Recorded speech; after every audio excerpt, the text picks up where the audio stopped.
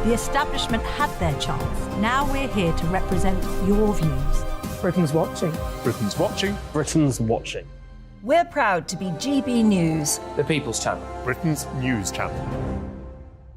Westminster is going around in ever-decreasing circles, followed by the media. Britain is broken. How on earth did we get into this mess? But more importantly, how do we get out of it?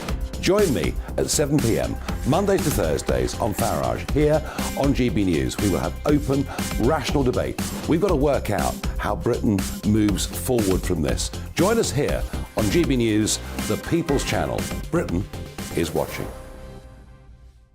I'm Jacob Rees-Mogg, the Member of Parliament for North East Somerset and a former government minister. For years, I've walked the corridors of power in both Westminster and the City of London. I campaigned in the largest democratic vote in our island's story. I know this country has so much to be proud of. We need to have the arguments, the discussions on how we make it better. The wisdom of the nation is in its people. Vox Populi, Vox Dei. That's why I'm joining the People's Channel. Join me Monday to Thursday at 8 p.m. on GB News, Britain's news channel. GB News has its own late-night paper preview show, Headliners, where comedians take you through the next day's top news stories. You don't have to bother reading the newspaper, we've got it covered for you. Headliners, every night at 11 p.m, and repeated every morning at 5 a.m. We won't send you to sleep like some of the other paper review shows out there. GB News, the People's Channel, Britain's news channel. Join me, Camilla Tominey, on Sunday mornings from 9:30, taking the politicians to task and breaking out of SW1 to see how their decisions are affecting you across the UK. Bursting the Westminster bubble every Sunday morning, only on GB News, the People's Channel. Britain's watching. You've probably seen politicians interviewed 1,000 times, but we do it differently. We find out who they really are, we don't shout, we chat, and hopefully we bring a bit of light, not just heat. Did you know Kate Moss? Apparently. Do you have a pair of jeans or a pair of jeans? No, of course I don't. What would I do with them? My friends are like, oh my God, what's she doing now? Join me every Sunday at 6 for Gloria Meets, only on GB News, the People's Channel, Britain's news channel.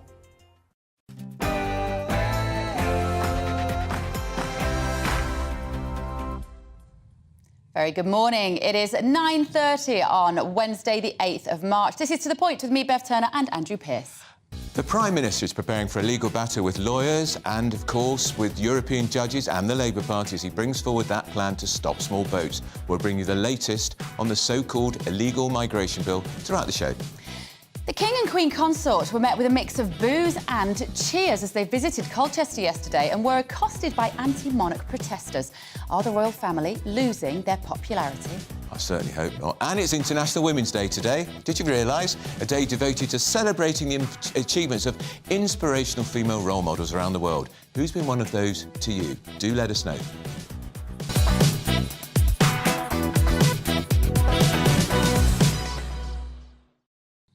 Get in touch with your views on all of the things that we're going to be talking about today. We've got some fantastic guests also in the show, including Alan Titchmarsh this morning. But first of all, here are your news headlines with Bethany.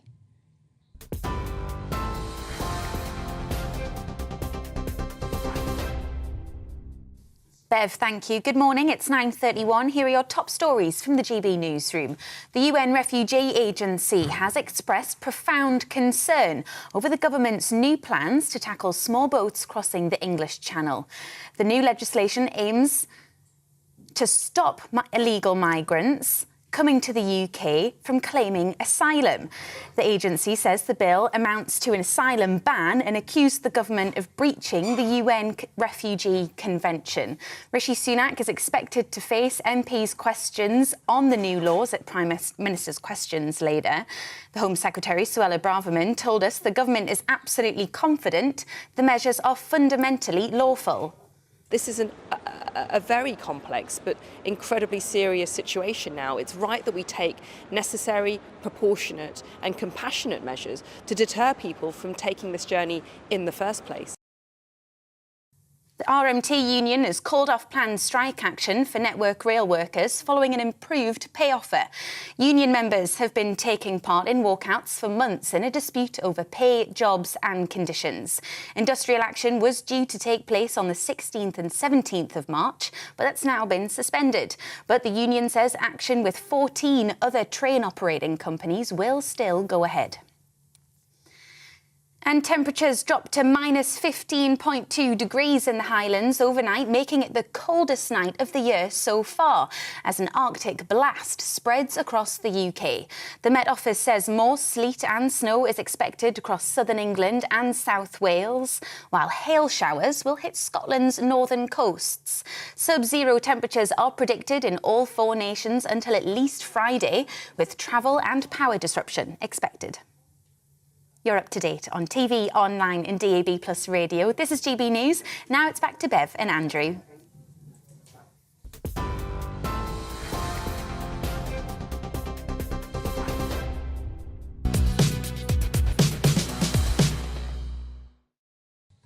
Very good morning. This is To The Point with me, Bev Turner and Andrew Pearce on a snowy morning. My kids were so excited this morning when they opened the curtains and they went, "Mummy, it's actually snowing outside."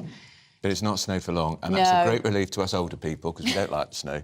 You're not old. Disrupts the trains, disrupts the cars, disrupts the streets. Terrible. It's all relative. Right. The Prime Minister's plan to crack down on Channel migrants will be put to the test today at PMQs when Rishi Sunak and the Labour leader, Keir Starmer, will no doubt be tackling the issue.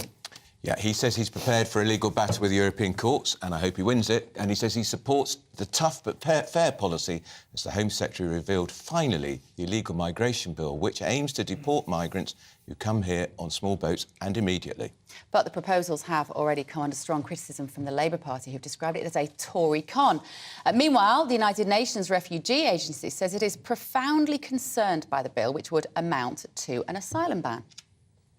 Well, in the studio, GB News Deputy Political Editor Tom Harwood, as well as the Chairman of the Commonwealth and Enterprise Council, Lord Marland, Conservative peer, who's just come back from Rwanda. But, Tom, with you first of all, I think Rishi Sunak, Home Secretary, will be pretty pleased with how it went yesterday. And look at the front pages, really positive.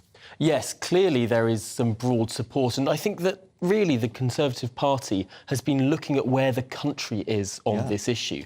There is a reason this is in Rishi Sunak's top 5 priorities, and that's that this is of grave concern for many people, particularly in some of these key swing constituencies that we like to call the red wall. This is a really pertinent issue for a lot of people who think that beyond everything else, this is about fairness. This is about a country that is, of course, generous and open, but to those who play by the rules, and that doesn't particularly like those who break the rules. And clearly there is an issue of life here as well, that people are being exploited by exploitative gangs at grave peril to themselves.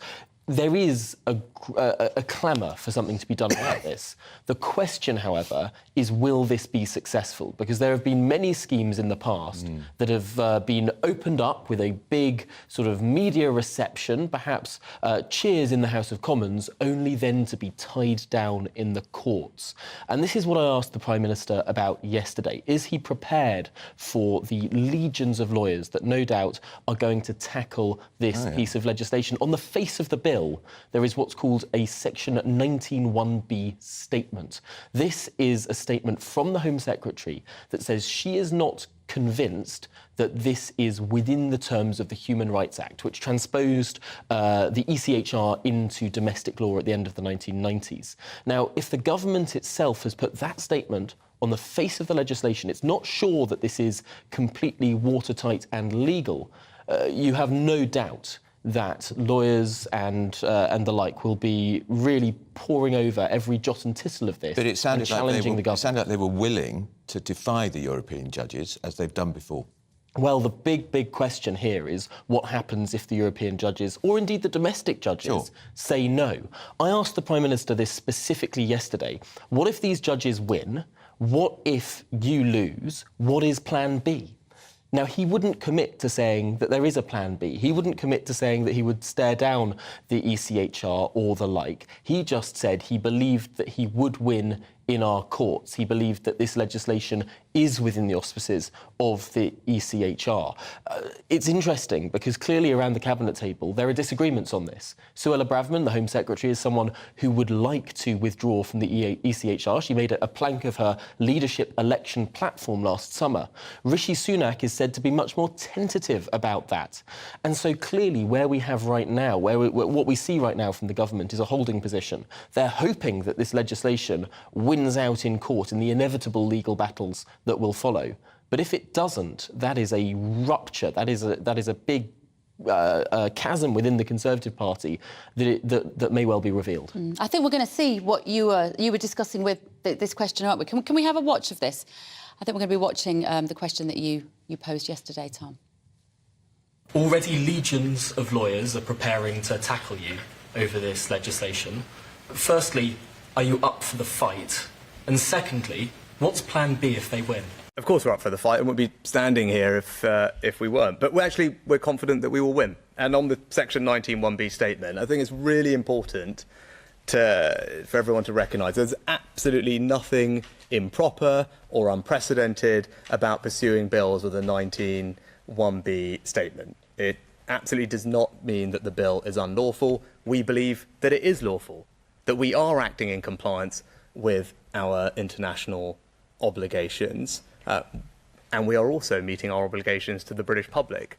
And again, I just point out on the Rwanda policy, which many people said again was wrong, and we expected the challenge on it, as you saw recently. We were successful in defending that policy, I think actually unequivocally successful in the High Court. That policy is now moving to the Court of Appeal in just over a month's time, so we'll await the outcome of that. But again, we're confident in our arguments. We believe we're doing the right thing, and I believe the courts will see that as well. That was Rishi Sunak answering Tom's question yesterday. Of course, he looks very at home there, doesn't he? He looks like he's on very, very steady ground when he talks about this topic. He looks very confident. This will go to the House of Lords, Lord Marland. This feels like a good time to bring you in. What success does it have then? Well, it'll be aired very openly. I mean, there are a lot of people who would be not in favour of this legislation in the Lords, that's for sure. On the Tory benches too? Yes, on the Tory benches too. But I think ultimately the Commons can have the guillotine and it'll be dealt with. I mean, this is a major issue for the country, there's no question, and it needs dealing with. And he's right to try and take it head on at the moment. And do you think this time they might have enough to get it over the line? Because Tom's pointing out how many times there have been similar appeals, lots of media fanfare. Well, I think Tom was excellent in his summary of the whole thing. And his point was there is no plan B. And that if this fails, what is the what-if scenario for Rishi at the end of it? Because he's putting a lot of political capital at risk here. You've just come back from Rwanda because I have. in your role as in the Commonwealth Enterprise Investment Council. Yeah. Rwanda is the Prime Minister suggested we could be deporting people as early as the summer. Will it work? Is it going to be a deterrent? Well, actually, I'd be quite happy to go and live in Rwanda. I've just been there. It is an incredible place. I mean, the transformation of the country, which is really an exemplar for African countries.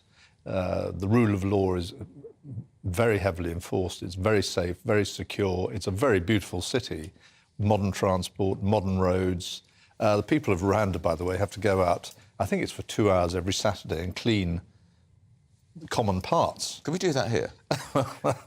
I'll come and join you, Andrew. Where should we go? Swindon? Yeah, to the old good. place. My old place, yeah. So it's an amazing country in that, and he's for all his there are accusations against him. He has brought real discipline and a work ethic to the country. It's a free trade, open country. The rule of law is very heavily enforced, and the climate is 25 degrees and it's snowing here. So. Wonderful tourist trade goes there, they're brilliant on wildlife. So it's actually a lovely country. They built a fantastic cricket ground too. Actually, the British built the cricket ground. They're majoring on sport. It's an exemplar for an African country. The reason I was there, they're chair and office of the Commonwealth. I was going around a lot of African countries. And it's such an easy place to go to, Rwanda. You would be perfectly happy to go and live there. Tom, let me bring you back in, because this is the early days, really, of this proposal, isn't it? They've still got many hoops to jump through. Amnesty International UK this morning calling it a shocking new low for the government. Did the government feel the need to respond to that sort of accusation on a day like today? I feel like the government will not be responding directly in kind to those sort of accusations. They have been well prepared for this sort of battle. And indeed, Rishi Sunak told me yesterday that he is up for this fight. That's a quote that makes its way onto the front pages of several newspapers this morning, because it is clear there are vested interests in this country that will be tackling this legislation. And it is not a game, set and match to the government. There are many, many hurdles to come before this bill becomes an act, if it does become an act. But I think one other thing that the Prime Minister said yesterday is very, very incisive, and that's that this is not a silver bullet. This bill alone, the government is not saying will stop the boats. Despite the branding, despite the podium the Prime Minister had there with the words stop the boats in front of him, he says this is only part of the solution. We're going to be hearing much more about the other parts in the coming days and weeks. It involves international cooperation, agreements with France, returns agreements. We've already got one with Albania, but of course there are many, many more that need to be signed. Data sharing with the European Union, and indeed further deals with other EU countries as well. These are all pieces of a puzzle that need to be put together before the boats can be stopped. And interestingly, yesterday, the Prime Minister would not commit to success metrics. What does success look like? If by 2024 there are, say, half the number of arrivals, does that mean this has been successful? Should we expect 0 boats by the time of the next election? We're not getting any of those kind of big promises from the government. In fact, the Prime Minister yesterday said he will only promise what he can deliver, and he'll deliver what he can promise. What do you think about that, Lord Marlin? I mean, how do you measure success? Well, I think his first hurdle, as the Prime Minister himself said, is to get through they've got through the High Court, but to get through the Appeal Court. Sure. Because that then sets the legal framework that enables them to go forward. I mean, what have we got at the moment? We've got 180,000 refugees in hotels in the UK. We've got 8,000, I think it's 8, it may be 3,000, I stand corrected, from Afghanistan, including the leaders of their army still in hotels. So there is this huge backlog in this country of processing refugees. On the other hand, just as an aside, no one's made any comment about the Hong Kong citizens who've come straight into this country and have been embraced and have fitted in immediately, and people are unaware of them coming, I would imagine. So success, coming back to your original question, will be ultimately stopping the boats, stopping this human tragedy, which is appalling, stopping the corruption of these individuals who are making money out of this human tragedy. That, I think, in the eyes of a compassionate British country, are the key things to success. Because we're a very embracing nation, but we don't want people to. We want people to come here properly, as it were, and we've got a huge history of refugees and international people living here. But we feel that they should do it fairly and not illegally. That's, I think, the British mood. OK. Thank you both for now. Joining us is Rwanda journalist Robert McKenna from Rwanda. Good morning, Robert. Good morning. Good morning. Great to see you. We heard a little bit there from our guest, Lord Marlin, this morning, who just got back from Rwanda. But we'd love to hear from you, your insights. What kind of country is it? And is it a welcoming place for those who want to live somewhere other than their country of birth? In brief, I think I can say Rwanda is a secure country. Since the 1994 genocide, there has been progress in terms of economical, social welfare, and peace across the country. And to say this, you have also to add that it's not only about the refugees or immigrants that are coming from the UK. We also have thousands of other refugees that came from Libya.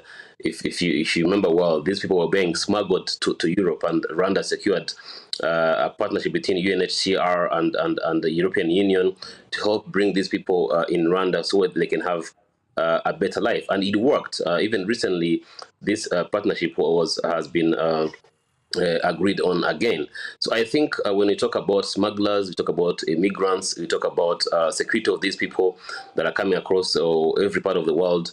If I was to tell them, Rwanda is a country that you can start over, you can have a better life here. Recently, I met some of these young girls from Afghanistan. Remember when Kabul fell, when the US left? These girls didn't have anywhere to go. You know, they couldn't go to school, so they decided to come to Rwanda. And recently, I was with some of them. I even saw a documentary about them telling a story of what happened after they reached Rwanda. They've gone to school. They talk to their families. They have a good health. They have a better future. So I think, in brief, that's what I can say about Rwanda and to these refugees that are trying to come to Rwanda at the moment. Given that it is such a beautiful country, there is prosperity growing there. Why do you think, Robert, that refugees are so attracted to the UK? I think it's more of the media, to be honest. If I'm not going to lie to you, the media. Some of the biggest media will always try to show these refugees that the UK is better than their countries, or it's better than other countries, because you can't tell me someone is coming from Eritrea, from Ukraine, from Afghanistan, and the only destination they want is UK. There is no answer to that. Where can they go somewhere else? If they're looking for peace, the other countries that are peaceful, the other countries that are prospering, the other countries that are secured. So you can ask yourself, why only UK? Why only UK? Yeah, we do ask ourselves that a lot. And you're meant to be the solution, and that's not happening at the moment. But thank you so much for your time, journalist there in Rwanda, Robert McKenna. Lord Marland, that is a great answer to Amnesty, isn't it? Who are describing this great shameful moment in British history. I think the government needs to have fights with people like Amnesty and the United Nations Refugee Council, don't they? Yeah, so it's sort of this ivory tower thing that, as he says, you know, every other country in the world is terrible apart from the United Kingdom.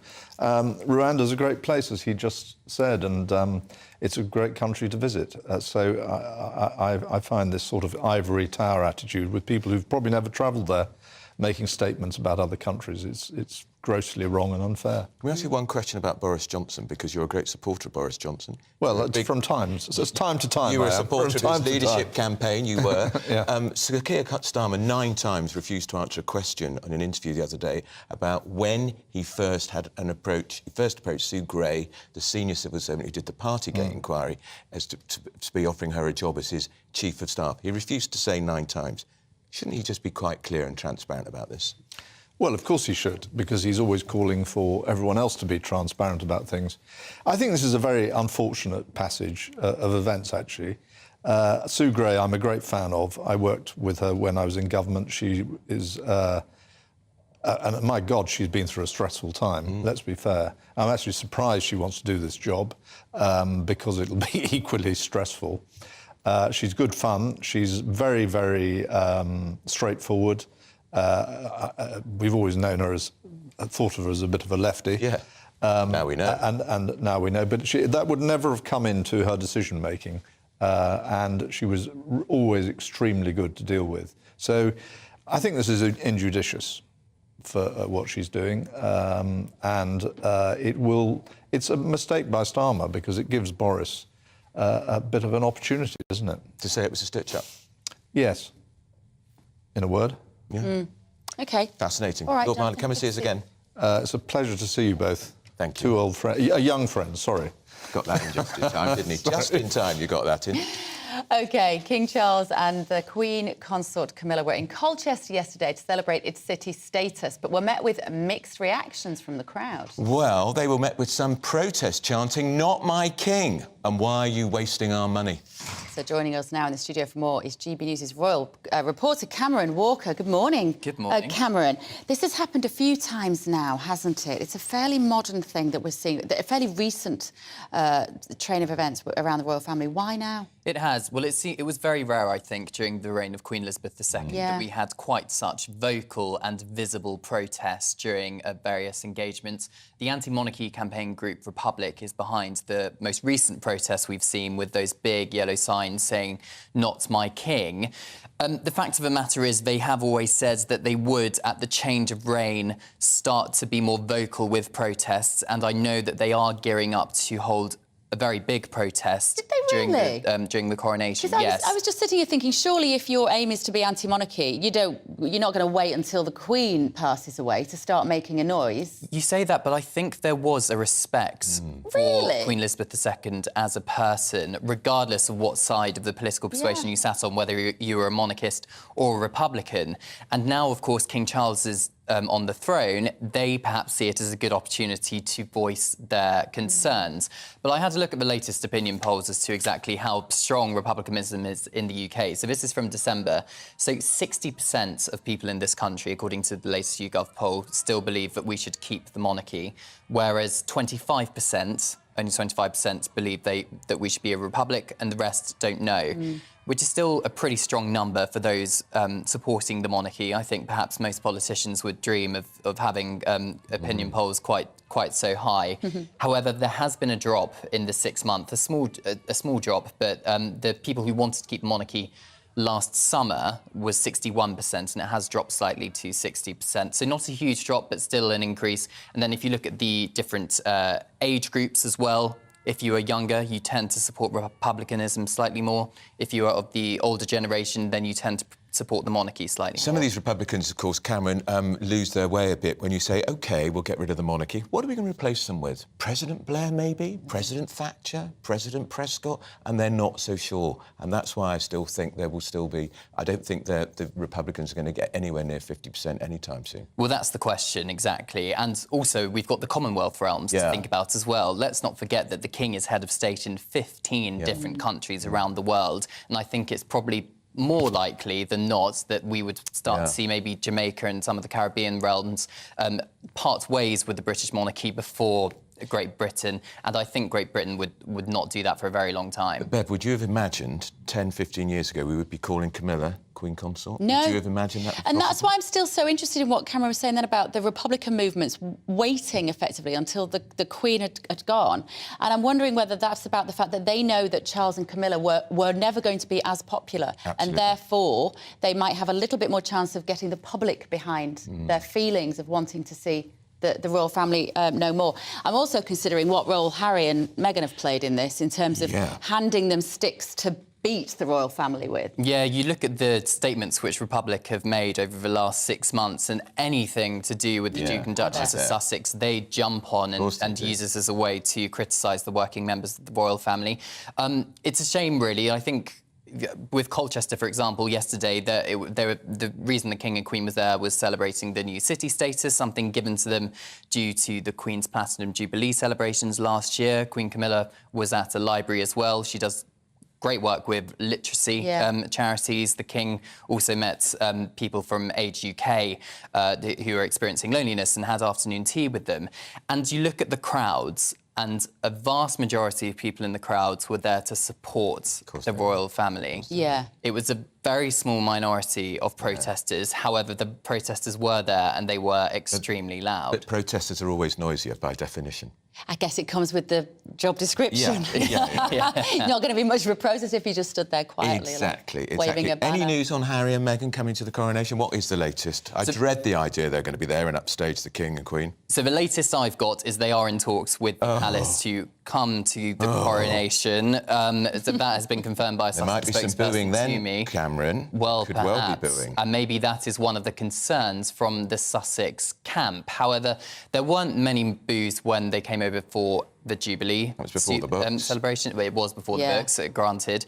But there's no official invitations have gone out yet, so I'm not expecting them to go out until probably 3 weeks before the event itself. However, save the dates are certainly starting to trickle outside of the palace. So have you got yours, watch this space. Have you got yours? I haven't got mine. I bet yours going on. No, mine hasn't arrived. It might be in the post. Right, thank you, Cameron. You've been getting in touch this morning. gbviews@gbnews.uk is the email. And David says, Suella Braverman doing what politicians do, talk the talk, but won't walk the walk. I'm disappointed. Right, stay with us this morning for more updates on that plan to crack down on small boats. That's in just a couple of moments. I joined GB News because I was sick and tired of not hearing my views being represented, not just mine, but so many people that I knew and spoke to. I just couldn't get my voice out there. I couldn't say anything, I couldn't do anything. Whatever the narrative was, I kind of had to follow it. GB News is there to provide a voice for those who have been ignored by the establishment media. We think different things, we've got a different style. GB News is here to be optimistic and positive about the future. It's real kind of dynamic and flowing, with the audience very much at the heart of it, like a big family. Here at GB News, we talk about the things that matter to you. Hearing the voices from right across our towns and cities, especially our towns. All sides of the argument represented with a heavy dose of opinion. We're on a mission here to make a difference. And the GB News family really is here for you, and whatever time of day you can watch or listen. Britain's watching. Britain's watching. We're proud to be GB News, The People's Channel. Britain's news channel. Monday to Thursday, 9 p.m. till 11 p.m. Join me, Dan Wootton. I'll bring you the sharpest takes and hottest debates. Do you not believe in prison? I don't believe in prisons. I'm completely stunned. I guarantee you there'll be no spin, no bias, no censorship. I actually was personally quite offended by it. And no reason to go to bed. So I guess they've always been quite woke. That's Dan Wootton tonight on TV, radio and online. Monday to Thursday from 9 p.m. till 11 p.m. on GB News. The People's Channel, Britain's news channel. We are GB News, the People's Channel. And right across the United Kingdom. You can find us on Sky Channel 512. Virgin Media Channel 604. Freesat Channel 216. Freeview Channel 236. And YouView Channel 236. You can also take us with you on DAB Plus Radio. With the GB News app and at the website gbnews.uk. We're absolutely everywhere. Come join us on GB News, the People's Channel, Britain's news channel. Hello, I'm Michael Portillo. You can join me every Sunday on GB News. Remember to subscribe to the GB News YouTube channel and to download the GB News app to stay up to date with the latest GB News content. GB News, the People's Channel, Britain's news channel. Join me, Lawrence Fox, on GB News. Frank, fun, fearless, and sometimes serious. Much as I love a Friday night punch-up, what I really want is a battle of ideas. I want to look at things differently. I want to hear different voices and engage with your unique experiences. Every Friday at 7 p.m. on GB News. Hello, I'm Esther McVeigh. And I'm Philip Davis. Whether you're watching or listening on TV, online or on radio, we handpick the latest stories, debates and expert opinions for your weekend. So whether that's politics, news or showbiz, we've got it covered. Join us every Saturday morning at 10 o'clock on GB News. I'm Mark White. As GB News Home and Security Editor, I cover those key issues that are so important to you. Our authorities, our communities doing all they can to combat violent crime. With the public services under unbearable strain, why are we still failing to control our borders? Defence, the first priority of any government, has been continually hollowed out. Can we trust our politicians to protect the armed forces? Join me, Mark White, on GB News.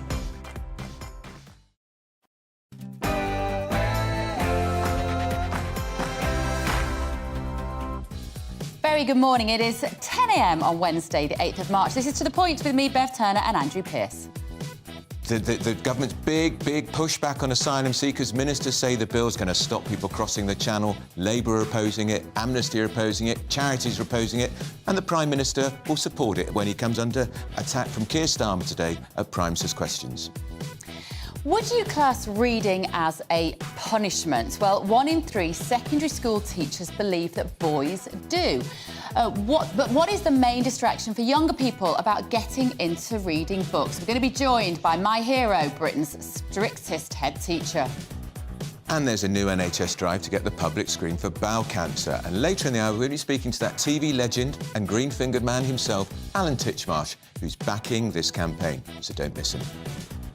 And happy International Women's Day, ladies. It's a day devoted to celebrating the achievements of inspirational female role models from around the world. Who's been an inspiration to you? Do let me know.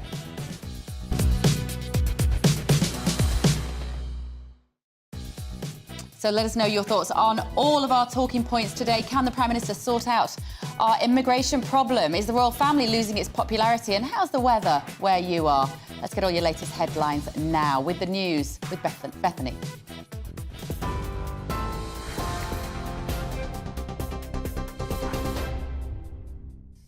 Bev, thank you. Good morning. It's 1 minute past 10. I'm Bethany Elsey with your top stories from the GB newsroom. The UN Refugee Agency has expressed profound concern over government plans to tackle small boats crossing the English Channel. The new legislation will stop almost all migrants arriving in the UK by illegal routes from claiming asylum. The agency says the bill amounts to an asylum ban and accused the government of breaching the Refugee Convention. Rishi Sunak will face MPs on the new laws at Prime Minister's questions later. The Home Secretary, Suella Braverman, told us the government is absolutely confident the measures are fundamentally lawful. We want to stop people jumping the queue. We want to stop people paying the criminal gangs. We want to stop people who are not here for humanitarian protection but are coming for economic migration reasons. Getting on a flimsy dinghy, wearing a polystyrene life jacket, risking your life in the busiest maritime route in the world is not a lawful or appropriate or safe way to get to the United Kingdom. The RMT union has called off planned strike action for Network Rail workers following an improved pay offer. Union members have been taking part in walkouts for months in a dispute over pay, jobs and conditions. Industrial action was due to take place on the 16th and 17th of March, but that's now been suspended. But the union says action with 14 other train operating companies will still go ahead across 4 days in March and April. Temperatures have dropped to minus 14.4 degrees in the Highlands overnight, making it the coldest night of the year so far as an Arctic blast spreads across the UK. The Met Office says more sleet and snow is expected across southern England and South Wales, while hail showers will hit Scotland's northern coasts. Sub-zero temperatures are predicted in all 4 nations until at least Friday.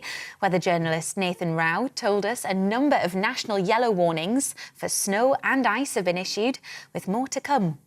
Travel disruption, road disruption, snow on the roads, problems clearing the roads, and the school closures as well. Parts of the country over the next few days could get 10 inches, but that's rural areas, the usual places, the Highlands, the Glens, where snow tends to settle. So we're looking for pretty much an accumulation of proper winter snowy weather 8 days into spring.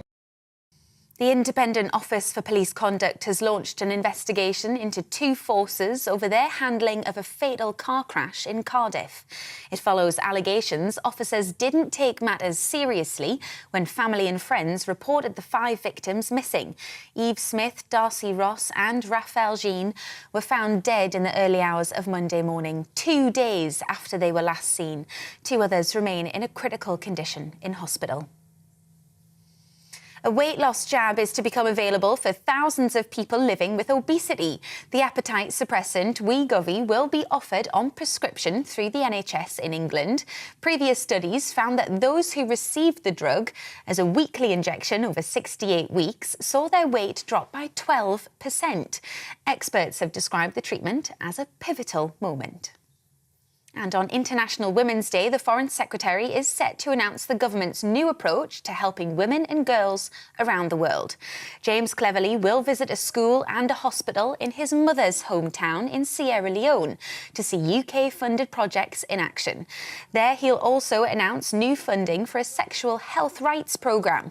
It's expected to receive £200 million and aims to prevent tens of thousands of maternal deaths and millions of unsafe abortions.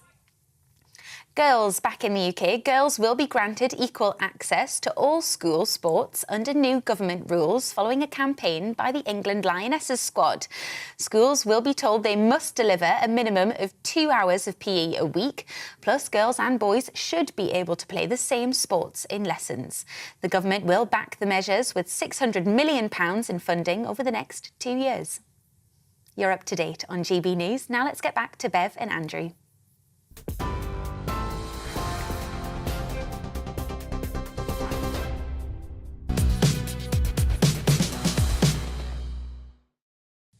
Very good morning. It is 10:06. Is it Wednesday? It is. I don't know what day it is. It certainly is. Day 3. It's been a long week. Day 3 of our glorious new relationship. I'm just thinking about that story that Bethany just read about the fact that kids have to play the same schools in PE. Lucky if they've got a school playing field, because so many schools have had them sold off. They have. I got in trouble on one of the class WhatsApp groups because I said the girls didn't need to play cricket They like rounders better. And one of the mums came in and said, my daughter plays cricket for the county, shut up. Anyway, moving on. Right, the Prime Minister's plan to crack down on channel migrants will be put to the test at PMQs today when Rishi Sunak faces Labour leader Keir Starmer. And Rishi Sunak says he is up for a legal battle with the European courts. Good, because there's going to be one. And he says he supports the tough but fair policy when the Home Secretary's illegal migration bill, which will deport migrants who arrive on small boats and immediately. Speaking to GB News this morning, the Home Secretary said the current mode of housing migrants in hotels is too expensive and unsustainable. I too am very frustrated and indeed worried about the thousands of people who are accommodated in hotels around towns and cities in the United Kingdom. And I understand that that places undue pressure on local resources, undue tensions within communities. It's an unsustainable situation. So that's why we need to take these measures. Well, that was the Home Secretary, Suella Braverman, talking to us on GB News a little earlier. Now, let's get some more analysis from this from the former Brexit Party MEP, Ben Habib. Ben, morning to you. Good morning, Andrew. Good morning, Bev. Ben, you and I have talked about this before on GB News, and you say the laws are already in place to put a stop to this. Therefore, we don't need this complicated battle with the European courts. Absolutely right. And I mean, my approach to border control is actually border control, which is to stop the boats at the point that they seek to enter our territorial waters. And we do have all the legal international law and domestic law backing in order to do that. And what I don't understand is why the government insists on seeing border control through the prism of deportation, which actually only is required once border control fails. And so they've got this massive uphill struggle of trying to get people out of the United Kingdom once they're here, rather than the much lower bar and easier way to prevent the problem, which is to stop them coming to the UK in the first place. To Ben, the how do extent you that do measures that? have... Ben, Yeah, how do you so do that? to the How extent do that- you stop the boats leaving France? So to the extent that they've entered into negotiations with France, you know, that's not going to be sufficient, Andrew. What we need is physical border. You know, we need a physical border barrier, if you like, in the channel, and that can only be provided by Border Force actually doing its job and turning these boats round at the point that they seek to enter our territorial waters. If we were going to do any deal with France, that deal should require, amongst other things, an ability for us to take these people onto our boats and then deposit them back in French ports. Why won't the French allow us to do that? Why are we paying them £63 million this year, 63 million pounds last year, 72 million pounds this year, in order for them to fail to police their beaches, when actually it would be much easier if they simply gave us the unilateral right to deposit these people back in French ports? That seems to be the most equitable and sensible way to go forward. Or we could become more combative with the French. We could withdraw their fishing licenses if they fail to get a grip of this problem. But paying them money to patrol their beaches, which they're entirely failing to do, makes no sense. That is not border control. And in the absence of a deal with France, as I've just said, we've got to have Border Force doing its job in our territorial waters. And before anyone watching this programme rolls their eyes and says, well, you couldn't risk people drowning in the Channel and all the rest of it, actually, under the UN Convention of Laws at the Sea, we have the right to take physical action at the point of our territorial waters if people are seeking to come here illegally. We have that right under a number of provisions, and we just have to have the political will to exercise it.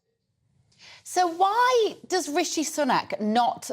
Is it just his character, Ben? Is it just the fact that he doesn't want to alienate the other leaders around the world? He doesn't want to fall out with Macron. He's too frightened about keeping people like that happy. So in a way, what he's doing, in a way, what this bill is sort of doing is kind of kicking sand in our eyes, and it looks great in the headlines. It looks great on the front pages of the paper.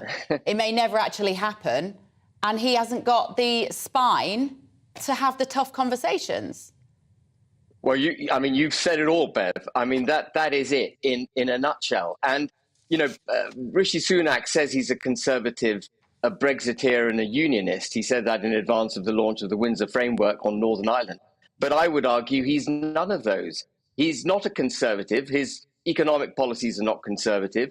He's not a Brexiteer because he fears the EU much more than he is enamoured by the championing of British interests. And he's certainly not a unionist on the strength of the Windsor Framework and his approach to Northern Ireland. And as you say, Bev, this is just kicking sand up into the air, giving us the impression that they're going to deal with it. You know, I looked at the legislation overnight. I don't know if you want to just talk a little bit about the legislation. I think it's helpful.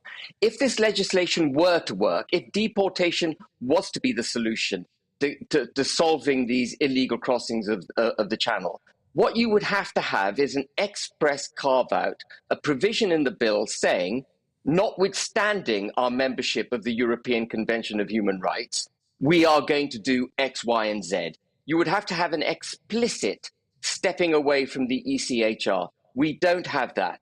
Therefore, the ECHR, the European Court of Human Rights, remains the supreme legal body for human rights law in the United Kingdom. So whatever that bill says, and when it becomes an act, it'll be called the Illegal Migrants Act. When it becomes an act, the ECHR will still have the right to step in and override His Majesty's government in its decisions. There's lots of good stuff in the bill, but it's undermined by these international commitments that we've got, most notably to the European Convention of Human Rights. Ben, just briefly, because we're under pressure of time, you will remember the phrase, stop the boats. It was a certain Australian politician called Tony Abbott in the 2013 Australian election who used that phrase. Rishi Sunak used it a lot in the press conference yesterday. It was used 9 times in a Home Office press release. And that is exactly what Tony Abbott did. He turned the boats round. So they've got it right in front of them. Absolutely. Tony Abbott turned the boats round, and that's what we have to do. Now, one of the arguments made is that these people might jump out of their boats, commit self-harm, that there isn't enough of a body of water in which to do it. All of that is wrong. None of those arguments are sustainable. Of course, there's enough water to push these boats back into French water. And if these people wish to willfully harm themselves by jumping overboard, well, they can be given a new dinghy, or they can be given other provisions by which they can then make their way safely back to France. But what we mustn't be doing is trying to stop the boats by actually giving them a free taxi service from the time that they enter our territorial waters to UK shores, and then caught up in this protracted legal system that we've got, adjudicated still as it is, even once this bill becomes an act, adjudicated supremely by the European Court of Human Rights. OK, thank you, Ben. We're losing you just there at the end, and time has caught up with us. Ben, we'll make him Home Secretary. He's great, isn't he? Yeah, he's terrific. He's he just so tells it as it is, good. really direct. I love him. And that's the whole point of this phrase, stop the boats. That's what Tony Abbott did. They've nicked the phrase from him. It's like get Brexit done. But this is an attempt to stop the boats, but there's the obvious way to do it. Yeah. OK, well, joining us now is GBNews' political editor, Darren McCaffrey. Good morning, Darren.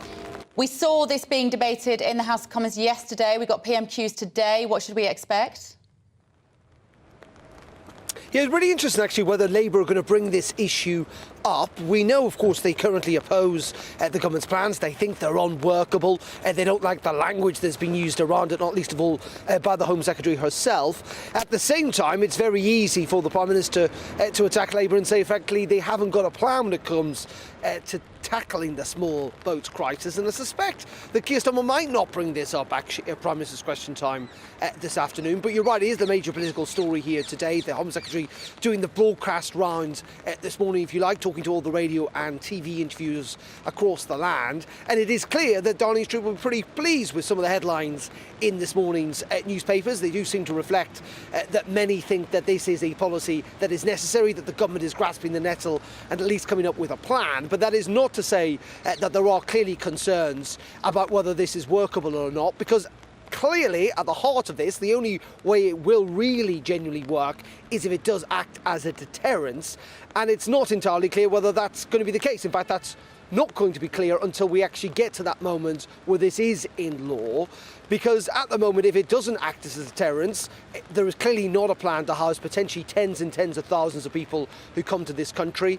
Yes, there is plans to ramp up detention centres across the UK, but not on that scale. And second of all, it's clear that there are not enough deals with so-called third countries to sustain the numbers involved. Now, at the moment, there is a deal with Rwanda. It's currently being blocked by the courts. But even if it wasn't, Rwanda itself is saying it can only take a couple of hundred people. Now, the government says there's no cap on that, but I've been to Rwanda and I can tell you they're not prepared to take thousands of people at the moment, at least. So there are still massive concerns about this. The government does need to get this right because, as you say, that slogan is pretty simple: stop the boats. And if that does not happen by the time of the next election, it's seen to have failed. The government undoubtedly will be massively judged on it. OK, thank you, Darren. Darren McCaffrey there. And quite right that they should be judging it if they do fail on it. Now, still to come, 1 in 3 secondary school teachers believe that boys don't like getting into books. They find them a distraction. We are going to be talking to Britain's strictest head teacher, who is also Beverley's favourite. Catherine Burble-Singh in just 2 minutes. Monday to Thursday nights on GB News. At 6, it's Dubes & Co. 7 o'clock, Farage. At 8, join Jacob Rees-Mogg. And at 9, Dan Wootton Tonight, followed by Headliners. On TV, radio and online. This is GB News. It's all about family, being in people's living rooms, all the interaction and getting to know who our viewers and listeners are. When I was young, my dad used to say, Nana, stop arguing. I wanted an outlet that would enable me to give my opinion. People are going through a really hard time right now, and I know that you don't feel like you're being listened to by the establishment. I came to GB News because it's the People's Channel, and I want the audience to have their say on the events of the day. We're dynamic. We do something different. Democracy shows that the wisdom of the nation is in its people. I get to travel to find out what the story is from a personal perspective. The British people aren't fools. We know when we're not being told the full story. We've got to work out how Britain moves forward from this. It's the best country in the world. The establishment had their chance. Now we're here to represent your views. Britain's watching. Britain's watching. Britain's watching. We're proud to be GB News. The People's Channel. Britain's news channel. Join me, Patrick Christie's Monday to Friday, 3 till 6. We tackle the day's news agenda like you've never seen before. It's high tempo, high octane, the most controversial topics and the best guests. You will not be able to take your eyes and ears off it. I'm not afraid to ask the questions that you really want answered. 3 till 6 p.m, Monday to Friday on GB News, the People's Channel, Britain's news channel. I'm Andrew Doyle. Join me at 7 o'clock every Sunday night for Free Speech Nation, the show where I tackle the week's biggest stories in politics and current affairs with the help of my 2 comedian panellists and a variety of special guests. Free Speech Nation, Sunday nights from 7 on GB News, the People's Channel, Britain's news channel. Good morning, welcome back to To The Point with me, Bev Turner and Andrew Pearce. I hope you're having a good week. You've been getting in touch with your views on what we've been discussing, this migrant story, this big bill which will hopefully solve the migrant crossings. Alan in Northumberland says, I'm one of the many who don't feel like voting for any party, but if the government stops the migrant boats as a priority, I will vote Conservative. There is a lot riding on them getting this right. Mel in Sunderland is similar. The outcome of the next election could be affected by this legislation. If enacted, the Tories will with a chance, slim but a chance. If the issue's not resolved, the Tories are toast. Yeah. I think you're right. Yeah, OK. So excited about this. A new survey has found that 1 in 3 secondary school teachers believe that boys view being asked to read as a punishment, with 3 in 4 teachers saying there's been an increase in reluctant readers. So we are joined now by the woman who was dubbed Britain's strictest head teacher, and I want you to be the head teacher of my children's school, Catherine Burble-Singh. You talk my language. Now, why do children see reading as a hassle, a distract, or a punishment, even, this survey's finding? It's not just boys, I think girls as well. Yeah, this is a subject very close to my heart. It is because of the smartphones and access to the internet. And sadly, parents don't realize nowadays you see toddlers sitting on the tube and on buses and so on, and they're there with phones. if you are giving your children smartphones from a young age, they will never love reading. A book cannot compete with a phone. Phone has lots of colors and explosions and changing things and so on. A book is black and white and flat. And if you want your child to love reading, you must decrease the amount of screen time. Frankly, I would suggest no screen time to under fives at all until they have got to a point where you've got so many books in their lives that that is how they access their entertainment. If children can choose for entertainment between a screen and a book, they will always choose a screen. And people will say, well, there's a few exceptions. Yes, there are a few exceptions. But generally speaking, if you are inundating your children with screen time, they will never learn to love reading. Yes, I concur. My now 13-year-old got her smartphone when she went to high school at 11. Until then, she was reading a book every 2 weeks, a book every 2 weeks. Now, she's not reading at all. It's become a battleground in our house. She's now having to earn her screen time once she's read, but the heels are dug in. And now she's saying, well, I don't want my phone in it either. She's just trying to win. Like, it's become so difficult. What would your advice be to parents like me when we are battling with this? Yes. Okay. So first of all, my advice to parents of young children, don't give them phones at all. We advise to all our children here at Michaela, do not give your children phones until they're 16, actually. And the parents who follow our advice, their children are always in the top set, always excelling. And I can see that the children who are on phones all the time, they will often drop sets. They perform badly in their exams. They do not achieve their potential at GCSE. All your writing subjects, history, geography, religion, English, they all depend on reading. The only way you can improve your writing is through reading. And sadly, it's already hard enough with 13-year-olds, keeping them engaged with reading, because that's always been the case since for decades. It's even more impossible when the parents are giving them smartphones. Now, imagine if you're having that trouble now. Imagine if the child has been on a smartphone since they were 2 or 3 years old. They don't know what it is to read. So advice to parents who are in the wars, as you are at the moment, is, to be honest, I would say take the phone away. And I know that they will go on hunger strike, and they will also, they'll refuse to do all kinds of things. But in I was the just going to say, Catherine, it's a brave parent who takes that advice, and I'm sure Bev would agree. A brave parent says no phone until you're 16. Well, I'll tell you what they will say, Catherine, because this is the problem, their social life. They will say, I use sometimes the children in their school that don't have a phone, and I say, that girl does really well. She doesn't have a phone. Do you know what they say? Yeah, but she's got no friends either, Mum. She's got no friends. Yeah. And that's the problem. Okay. So if you're worried about that, you could allow them your phone for half an hour so they can do a bit of communicating on your phone. If you want them to have social media, although I would highly advise against it, you could create a joint account together on Instagram. You never want them to have their own account, and you don't want them to have their own phone. You give them your phone. They're on there for half an hour. That's their reward because they did their homework well, or they did the washing up, or whatever it is. But do not give them their own phone. Unsupervised access to the internet puts your child's life in danger. It means every pedophile out there, every gang member, every undesirable has access to your child. They know where they live, they know their route to school, they know who their friends are, they know what they enjoy, and they know how to groom them. And I have seen this time and time again where children are put in seriously dangerous situations. Parents just don't realize. I have to ring the alarm bells. It's not just that you're breaking their brains. And there are all kinds of studies that show children, not only do they end up not reading, they are not as brainy as they once were. I have families here who take the phone away, and what they then say, first the child goes on hunger strike and so on, but once they get through that and the parent holds the line, every parent says to me, I can't believe it, I've got my boy back.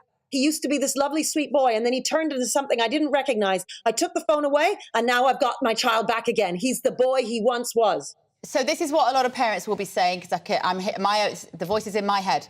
Safety. They get the bus back. We need them to have a phone. They need to look at the bus timetable on their phone. They need to swipe in and out of the bus with their phone. How do you live without it? What I would say is that we are kidding ourselves. Your child is actually far more unsafe with a phone because you are inviting people into your living room who you would never normally speak to. Your child is mixing in a world that you have no idea what they're getting up to. It is far more dangerous for them to have a phone. If you're worried about them because you think, oh, but I'd like to be able to keep in touch with them, and that really is about your worries, not about real worries, but let's Fine, I understand that. Get them a brick phone. We sell brick phones at our school for our families so that you can still ring them, you can still text them, but most importantly, they will not have access to the internet. Print out the bus table, give it to them in advance. Don't be lazy, because essentially it's about being a great parent. And look, I know I'm asking a lot of you. I know it's hard, but you've got to hold the line, right? Hold the line, parents, because otherwise, I tell you, at 16, you're going to look after this conversation and you're going to say, I wish I listened to her.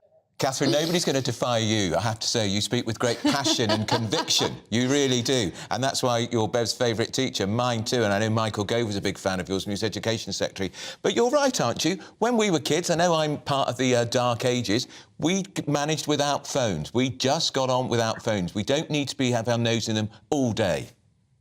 No, it's true. But I do also understand the parent who says, look, my child is saying, this is how people talk to each other. This is how I get my friends. So fine, lend them your phone for half an hour. The key point is that they can't have their own phone, because otherwise they have access to unsupervised access to the internet all of the time when you're not with them. And you don't know who they're speaking to.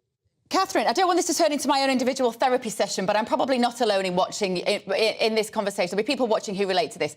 When my son was going to high school for the first time and he had a complicated train and bus journey to take, I gave him a Nokia brick because I didn't want him to have the smartphone. And he got on the train and I would sit just to check the first few times he knew what he was doing at 11 years old. He didn't want me sitting with him, but I watched him. And all the other children were playing games together. And he sat there, lonely, and he couldn't interact. Could have read a book. But that's my point. The way they were forming their friendships was around the phone. And I watched him a few times and he came home and he says, Mum, I can't engage with these kids. I can't play. He didn't say engage, he was 11. He doesn't even use that word now. But he said, I'm not friends with them. You know, I can't play the things they want to play. What do I do? And I just felt cruel, and I thought relationships as a teenager are so important, and so many of their relationships are tied into this tech. Yes, but you know what? They're not really talking to each other when they're playing with those phones in the train. The fact is that I do understand when they're at home wanting to communicate, so you could lend him your phone at that point. If he's reading a book, I mean, to be frank, if he'd been reading a book all that time, then he would be able to use the word engage. You know, like, you got to think about your child's future. It's true you want them to have friends, but they will have friends. It's not that kids who don't have phones don't not have friends. I mean, your children will exaggerate just how important the phone is, although I do understand it is somewhat important, which is why I get the idea of lending them your phone while you're at home, and then they can do a bit of communicating on there. And also you need to choose your school wisely. You know, go to a school where they don't allow them their phones out, so that when they're at break time, they're not all sat on the phone. They're actually speaking to each other. What kind of a relationship is it where you only communicate via the cyberspace? I mean, that's just weird, isn't it? Catherine, that you never have conversations. Catherine, can we get you a new job? Could you be the next Secretary of State for Education, please? I think you do it rather well. Well, Catherine, I've been dying to ask you, since you stepped down as the mobility czar, the social mobility czar, why did you step down? Was it just frustrating committees that never got anything done? There was some of that. And then also, I couldn't just say what I wanted. Every time I would get on the news or on Twitter or whatever, and I would say what I thought, people would say, you're the chair of the Social Mobility Commission. You're not allowed to say that. And then I think, well, actually, I think I do more good by speaking the truth than being chair of the Social Mobility Commission. Plus, my deputy was excellent, and he's doing a great job. And I thought, you know what, he's going to do a better job than me. And then that way I can do what I'm good at, which is telling people what they need to hear. Well, if you like free speech and being allowed to say what you think, you have come to the right place. Absolutely. We would welcome you back here anytime. As I say, you are my absolute hero, although I'm now terrified to go home and have some difficult conversations with my children. Well, are you going to do it, Bev? That's the point. Just hold the line, you know? Watch some films. I always loved Gladiator. Watch Gladiator. Russell Crowe holds the line. They go out to battle. The Romans go out to battle. They don't back down, you know?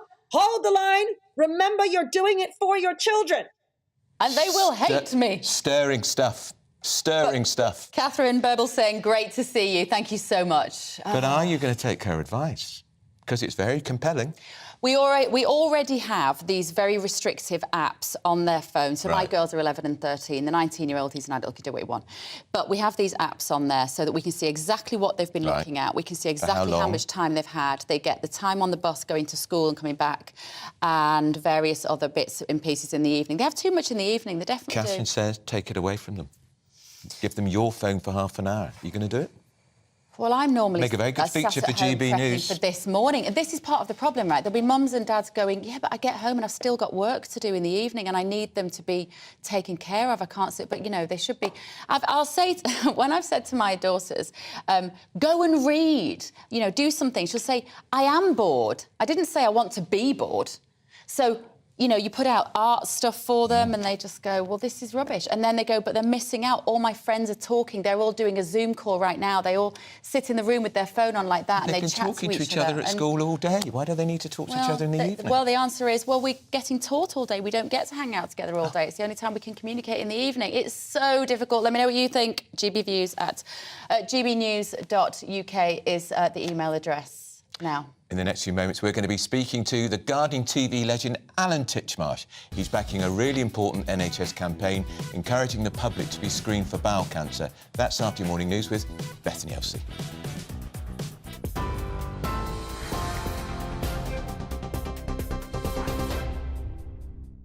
Good morning, it's 10:32. I'm Bethany Elsey with your top stories from the GB newsroom.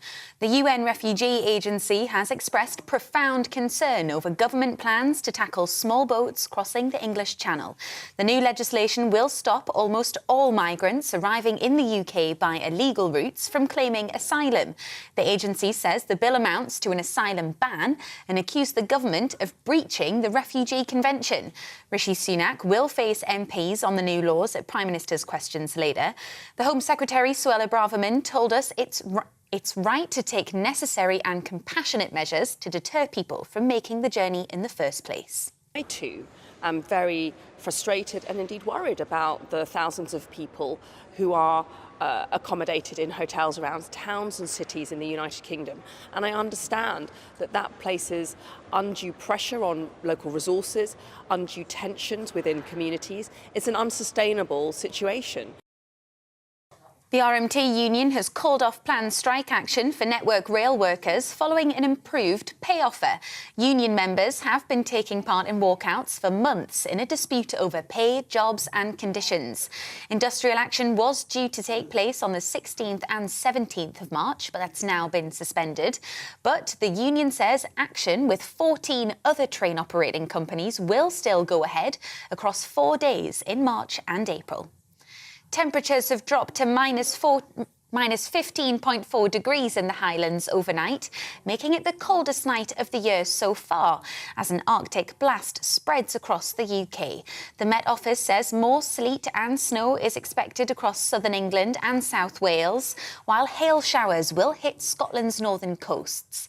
Sub-zero temperatures are predicted in all 4 nations until at least Friday, with travel and power disruption expected. You're up to date on TV, online and DAB+ radio. This is GB News. Now let's get back to Bev and Andrew.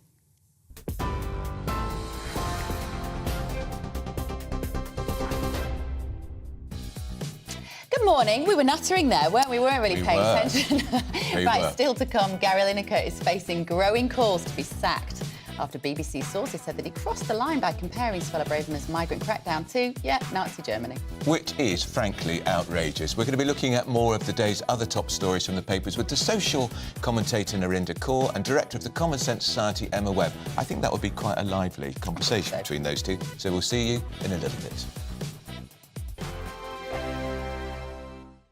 I joined GB News because I was sick and tired of not hearing my views being represented, not just mine, but so many people that I knew and spoke to. I just couldn't get my voice out there. I couldn't say anything, I couldn't do anything. Whatever the narrative was, I kind of had to follow it. GB News is there to provide a voice for those who have been ignored by the establishment media. We think different things, we've got a different style. GB News is here to be optimistic and positive about the future. It's real kind of dynamic and flowing, with the audience very much at the heart of it, like a big family.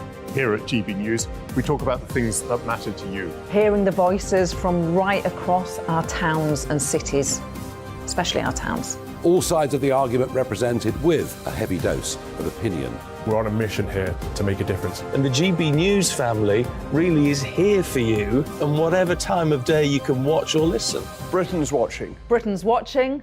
We're proud to be GB News, The People's Channel. Britain's news channel. Hello, I'm Michelle Dewberry, and you can join me every weekday 6 till 7 on Jubes and Kerr. You're an inspiration to us all. Clip that bit up. Well, you are. That's my ringtone. My political ambitions are, those days are gone, I can tell you. She's only teasing. Go on. He's probably going to want to lay down now. I'll give him 2 minutes to have one. Let's respectfully disagree. That's what we like on Jubes and Kerr. Come and join us. GB News, The People's Channel.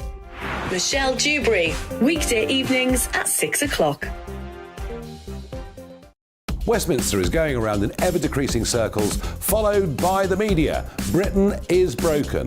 How on earth did we get into this mess? But more importantly, how do we get out of it? Join me at 7 p.m, Mondays to Thursdays on Farage, here on GB News. We will have open, rational debate. We've got to work out how Britain moves forward from this. Join us here on GB News, the People's Channel. Britain is watching.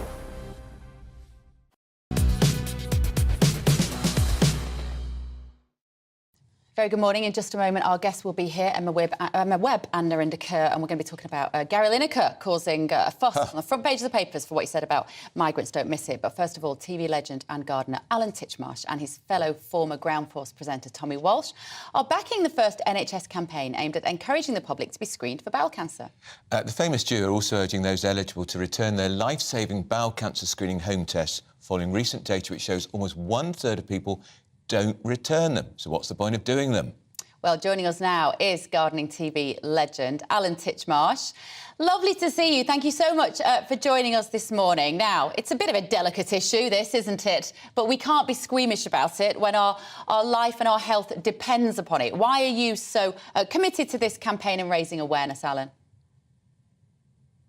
Because there's a chance here that so many lives can be saved. And it's astonishing. It certainly astonished me, I'm sure it did you, when you discovered that 1/3 of people don't bother to do them and send them back. Now, this is an opportunity to catch the signs of bowel cancer, to catch bowel cancer early. And the earlier you catch it, the greater your chances of survival.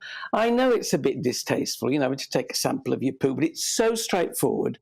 You only have to do it one morning. You can do it on your own. Nobody else is going to be there.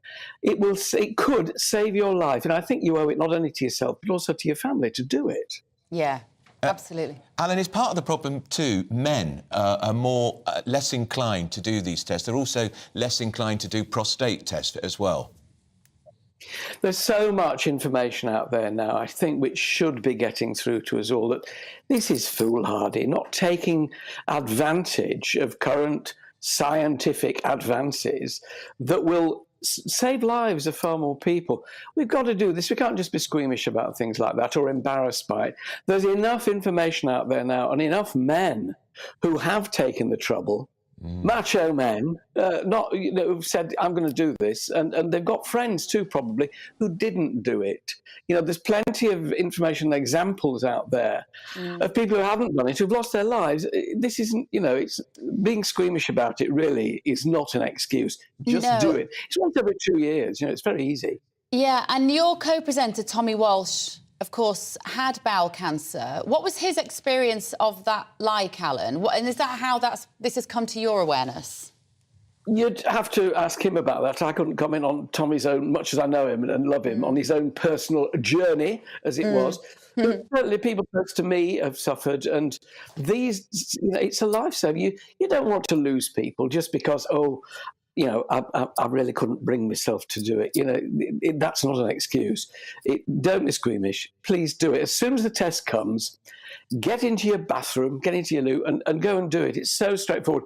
And much easier than it used to be. You used to have several bits of cardboard and do various tests. You think, oh, crumbs, I've got to do another one today. You don't have to do it once a night. Very simple.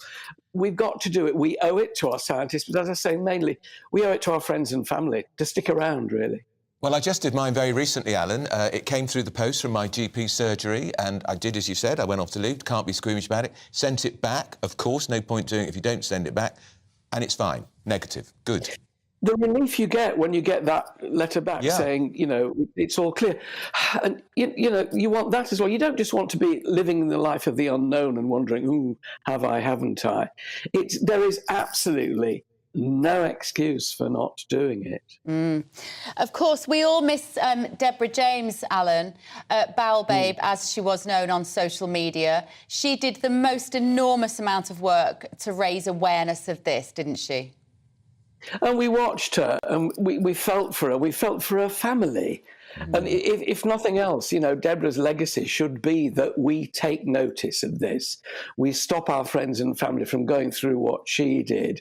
She would want us to do it. You know, we all know people who've been through it. I certainly have a personal experience of close family who've gone through it. You don't want to be going through that. For goodness sake, do it. It's a moment in time. Yes, it's a bit embarrassing and a bit uncomfortable, but you're on your own. There's nobody to be embarrassed by. As I say, do it. And just I can't have you here without reflecting a little bit on lifestyle choices that we might make for our health and our well-being. And we're coming towards spring. Yes, it's snowy outside. Yes, it's absolutely freezing. But one of the best things we can do for our health, isn't it, is to get out in the garden. Heavens, yes, maybe not today. Be a bit careful today. You'll slide around all over the place. But it's a healthy lifestyle, growing your own food. And, of course, at the moment, we're all very aware of the unavailability of certain crops. Make this spring the year that you grow some of your own crops. Onions, potatoes. If you're frightened of seeds, potatoes are quite big, seed potatoes. Plant a few of them. Plant some onion sets, the little bulbs. Not in the snow. Wait until this has gone away and the ground's in a fit state. But grow your own, get out there. We learnt in lockdown the value of the great outdoors. And we want to hang on to that and remember that it's a vital part of our well-being.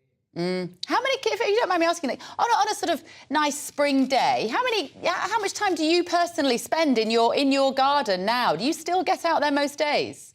If I'm not filming Love Your Weekend or I'm not writing, if I do write, I write in the morning. And then, yes, I'm afraid I'm out in my garden every day. I've just come in from watering my greenhouse. My sister teases me because she said, you're every bit as keen and excited by your greenhouse at the moment, being winter, than you were when you were 10. And I am. It's my life's, apart from my family, greatest enrichment. I still love doing it. I really do. Amazing. We love your passion and we love your commitment, Alan. Yeah, thank you so much, Alan. And what an important message about detect bowel cancer early.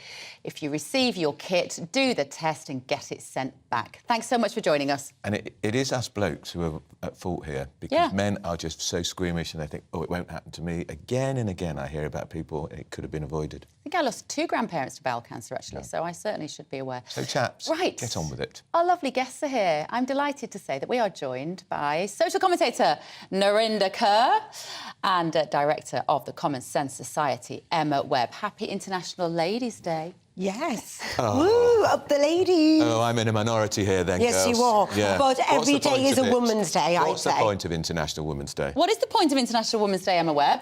Well, so I think this is probably going to be an unpopular view. I'm not saying I have any issue with International Women's Day. I think that very much like Morgan Freeman when he responded to a question on the American show 60 Minutes about Black History Month. He said that he felt that it was ridiculous. And I think that actually celebrating International Women's Day is an opportunity for many women to point out the fact that actually we don't really live in a society that's particularly pro-womanhood or pro-motherhood. And actually I think it's more important for us as a society to have a culture that is pro-womanhood and motherhood. And we've seen a lot, and we'll get onto this later within the trans debate, but in Canada, Hershey's got in a lot of trouble for this campaign where they changed the name to Her, She, and put a trans woman at the forefront of their International Women's Day campaign. And I think that unlike other previous International Women's Day, this year it's all very much rolled up in all of these issues that we've been seeing around what is a woman and women who are feeling increasingly disenfranchised in the public debate. Yeah, which I think is actually a distraction. Of course, it's ridiculous that trans women are now, it feels, our enemy, Narinder. They shouldn't be our enemy. Let's include them. I find it so silly. I'm happy to include as long as they include us back in the conversation. They do but, you know, we had include. yesterday 15% gender pay gap between men and women in this country now. It's not getting any better. Well, I agree with Emma, shockingly, the first half, but I think they're bringing in the trans thing. I think that it's such a small percentage, Andrew. We can't be picking on them and demonising. Picking on them. And I just do feel it's a bit... J.K. Rowling is demonising such a tiny percentage. She's speaking out for women who are feeling invaded. I don't feel invaded in my spaces. I welcome them. But she's speaking for those women who do, and she thinks that the way the argument is going, women are being sidelined in favour of a very small minority. We can never be sidelined by a small, tiny little majority. Well, that's when what we J.K. are the Rowling majority. argues. Yeah, well, she's a great woman. No, I don't think she is. I think she's coming across as a bit hateful, I actually. think she's fantastic. And I think she's brought picking so on many children to reading books. Fantastic. Yeah, that bit is great, and that is great, and that is great that you did do that. But to be picking on trans women, very small, and they're not invading my space. I welcome them to my space. Who said they're going to do anything in my space? I'll tell you what happened to me then on International Women's Day a few years ago. I was due to speak at 2 legal firms about the challenge of being a working mother, and at the time I was working with pregnant women and couples having babies, blah, blah, blah. And there was a trans person within one of the offices of that legal firm.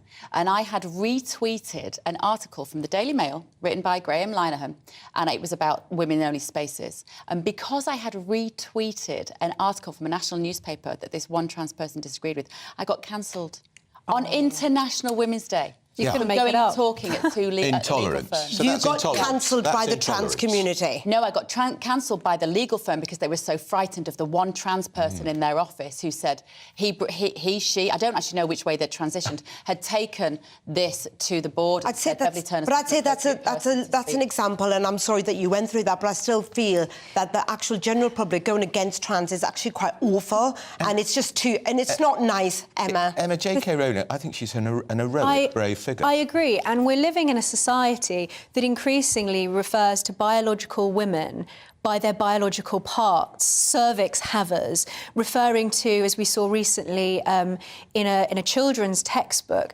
referring to a woman's breast as, I think it was, fat lumps. You know, this is extremely dehumanising. We're also living in a culture that doesn't really, within the arts particularly, show many positive portrayals of womanhood and motherhood. But then that's not the fault of trans people. I'm not suggesting that it is, but I'm saying that when we're talking about International Women's Day, I think that it's very easy, same with Black History Month, as Morgan Freeman pointed out in 60 Minutes, that it's very easy for us to become tokenistic about this. But actually, there are, whatever Narinder says, there are women, myself included, who feel that they are being marginalised by the way that language is being butchered to the detriment of biological women and to the detriment of sex-based rights.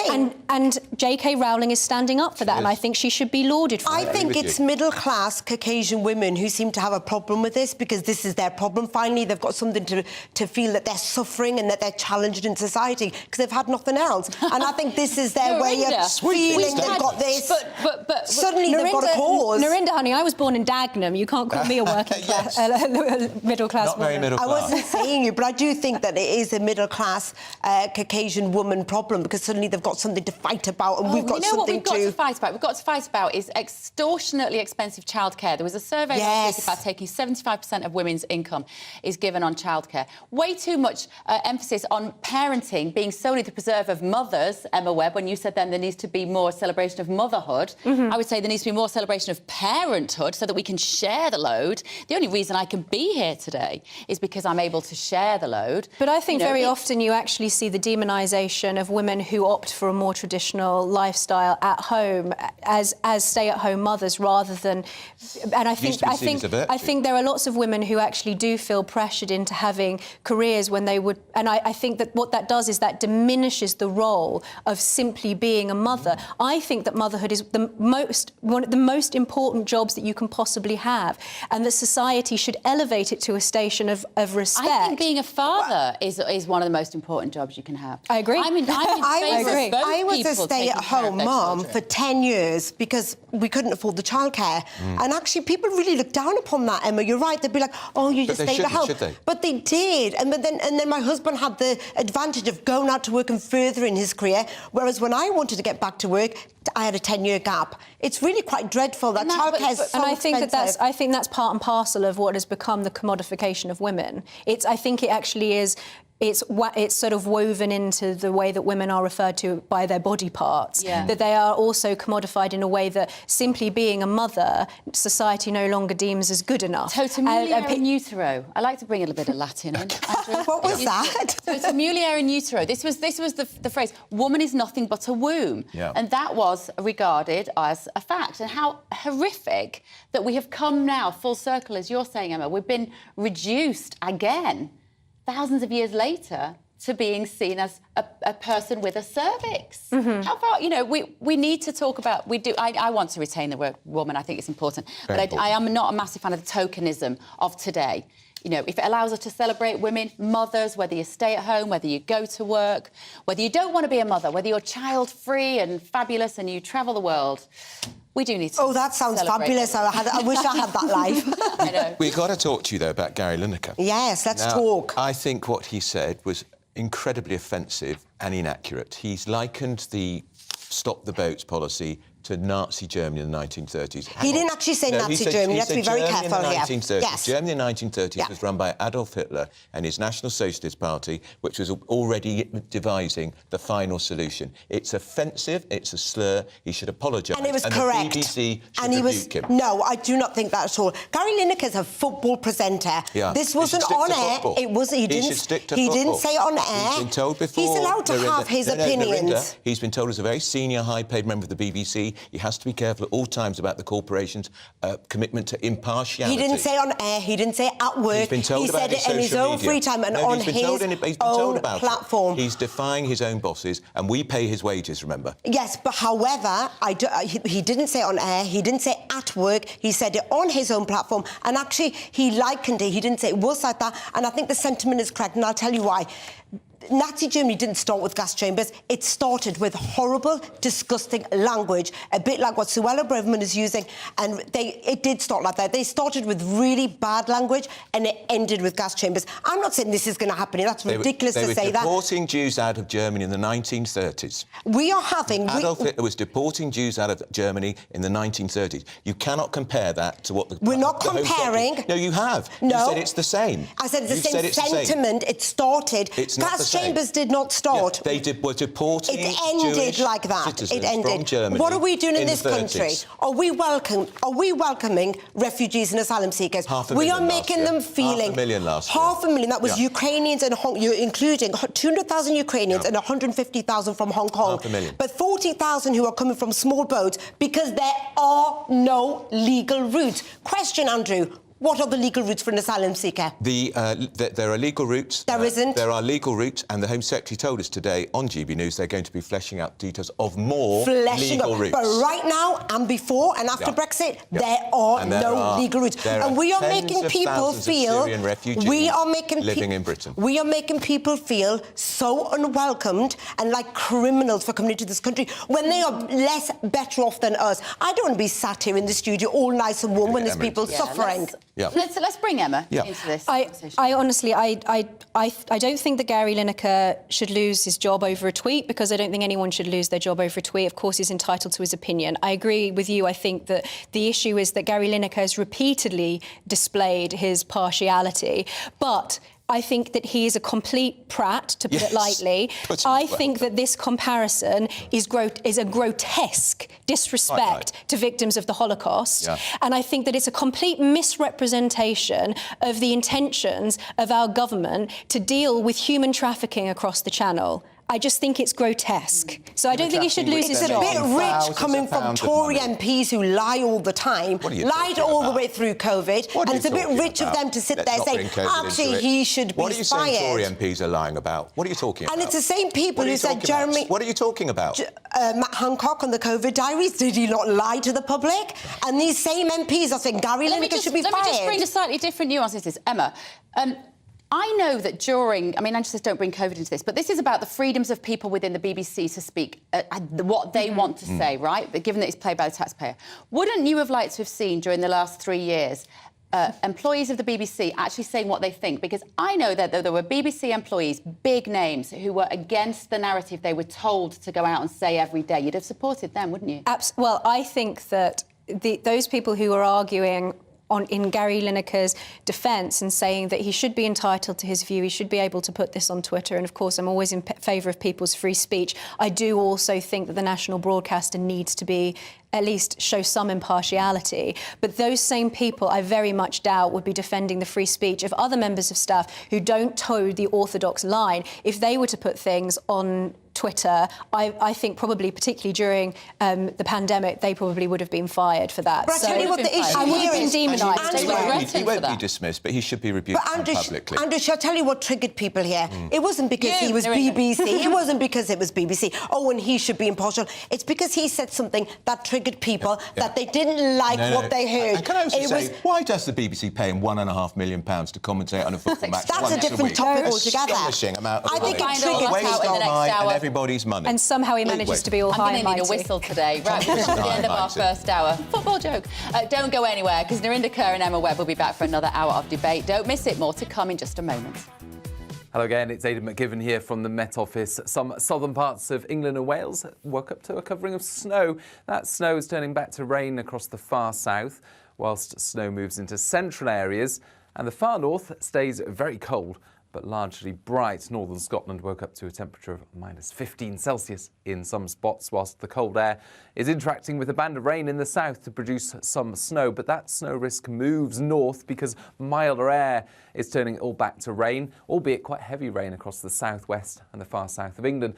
The snow then, by the afternoon and evening, mainly focused around the M4 northwards into parts of Wales, especially the Welsh mountains, eventually into the Midlands as well. It's going to feel cold everywhere, but it's bright skies for Scotland, Northern Ireland, Northern England. A few snow showers continuing for the far north of Scotland, but only a few centimetres accumulating, and mainly over hills. The main cause for concern is across the central swathe of the UK overnight, where there'll be some persistent and, at times, moderate snowfall, especially through Wales, the Midlands, parts of East Anglia and central southern England. But mainly it's around the M4 northwards where the greatest risk is, because in the south it's going to be spells of rain and milder air. And in the far north, once again, a very chilly night. Temperatures dipping to -10 to -15 Celsius for sheltered glens of northern Scotland. A few more snow flurries here during Thursday, but the snow risk again moves north. It moves into North Wales, the North Midlands, Northern England, and some very deep snow expected over the Pennines, over the Peak District, Snowdonia, for example, where in some places 25 centimetres is possible. I think at the very lowest levels, so for Manchester, Liverpool, more likely to be rain, but above 100 metres, that's the greatest risk on Thursday and into Friday of some disruptive snow through central parts of the UK and eventually into Northern Ireland and perhaps parts of southern Scotland as well. It turns quieter on Friday and it turns much milder in the south.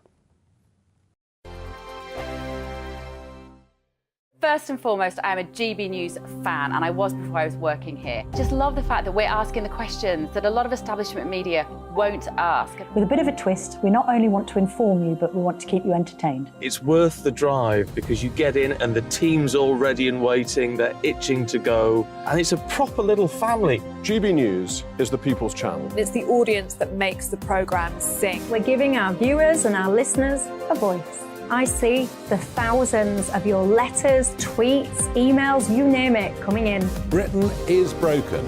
How on earth did we get into this mess? But more importantly, how do we get out of it? The establishment had their chance. Now we're here to represent you. It's time for something different. It's time for GB News. I'm very patriotic. I believe in Britain. Our best days lie ahead. Britain's watching. Britain's watching. Join us here on GB News. The People's Channel. Britain's news channel. Monday to Thursday, 9 p.m. till 11 p.m. Join me, Dan Wootton. I'll bring you the sharpest takes and hottest debates. Do you not believe in prison? I don't believe in prisons. I'm completely stunned. I guarantee you there'll be no spin, no bias, no censorship. I actually was personally quite offended by it. And no reason to go to bed. So I guess they've always been quite woke. That's Dan Wootton tonight on TV, radio and online. Monday to Thursday from 9 p.m. till 11 p.m. on GB News. The People's Channel, Britain's news channel. I'm Simon Evans. Join me on GB News for Headliners at 11 p.m. What's the scoop? I'll be joined by two of the country's top comedians. That's right. As we take a look at tomorrow's newspapers tonight. We're going to get into trouble. If it's a big story, we'll be covering it. Spill some tea on him. There we go. But we'll also have some fun. I wouldn't stick up a bank. My father didn't love me. So anyway. Headliners every night from 11 on GB News, the People's Channel, Britain's news channel.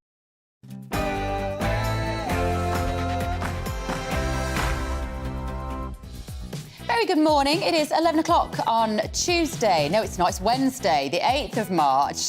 This is To The Point. It's been a long week with Bev Turner and Andrew Pearce. The Prime Minister is preparing for a legal battle with lawyers and European judges as he brings forward that plan to stop the small boats. We're going to bring you the latest on the illegal migration bill throughout the show today. And some shocking news about the energy industry. Consumer groups are sounding the alarm ahead of what could be a decade of soaring energy bills and are calling for an urgent solution. We are going to have GB News' very own Liam Halligan in the studio to bring us up to speed.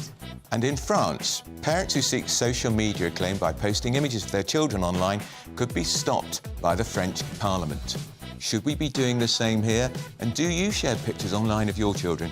Do let us know.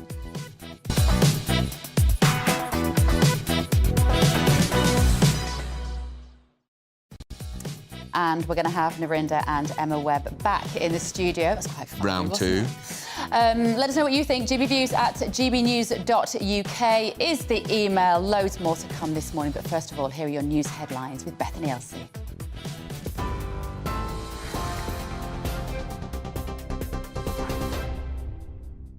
Bev, thank you. Good morning. It's 2 minutes past 11. I'm Bethany Elsie with your top stories from the GB newsroom. The Home Secretary has defended the new illegal migration bill, saying housing thousands of migrants in hotels around the UK is an unsustainable situation. Suella Braverman has unveiled new legislation to prevent people arriving in the UK by illegal routes from claiming asylum. The UN Refugee Agency has said the bill amounts to an asylum ban and accused the government of breaching the Refugee Convention. Rishi Sunak will face MPs on the new laws at Prime Minister's questions later. Ms Braverman told us the government is absolutely confident the new measures are fundamentally lawful. We want to stop people jumping the queue. We want to stop people paying the criminal gangs. We want to stop people who are not here for humanitarian protection but are coming for economic migration reasons. Getting on a flimsy dinghy, wearing a polystyrene life jacket, risking your life in the busiest maritime route in the world is not a lawful or appropriate or safe way to get to the United Kingdom. The RMT union has called off planned strike action for Network Rail workers following an improved pay offer. Union members have been taking part in walkouts for months in an ongoing dispute over pay, jobs and conditions. Industrial action was due to take place on the 16th and 17th of March, but that's now been suspended.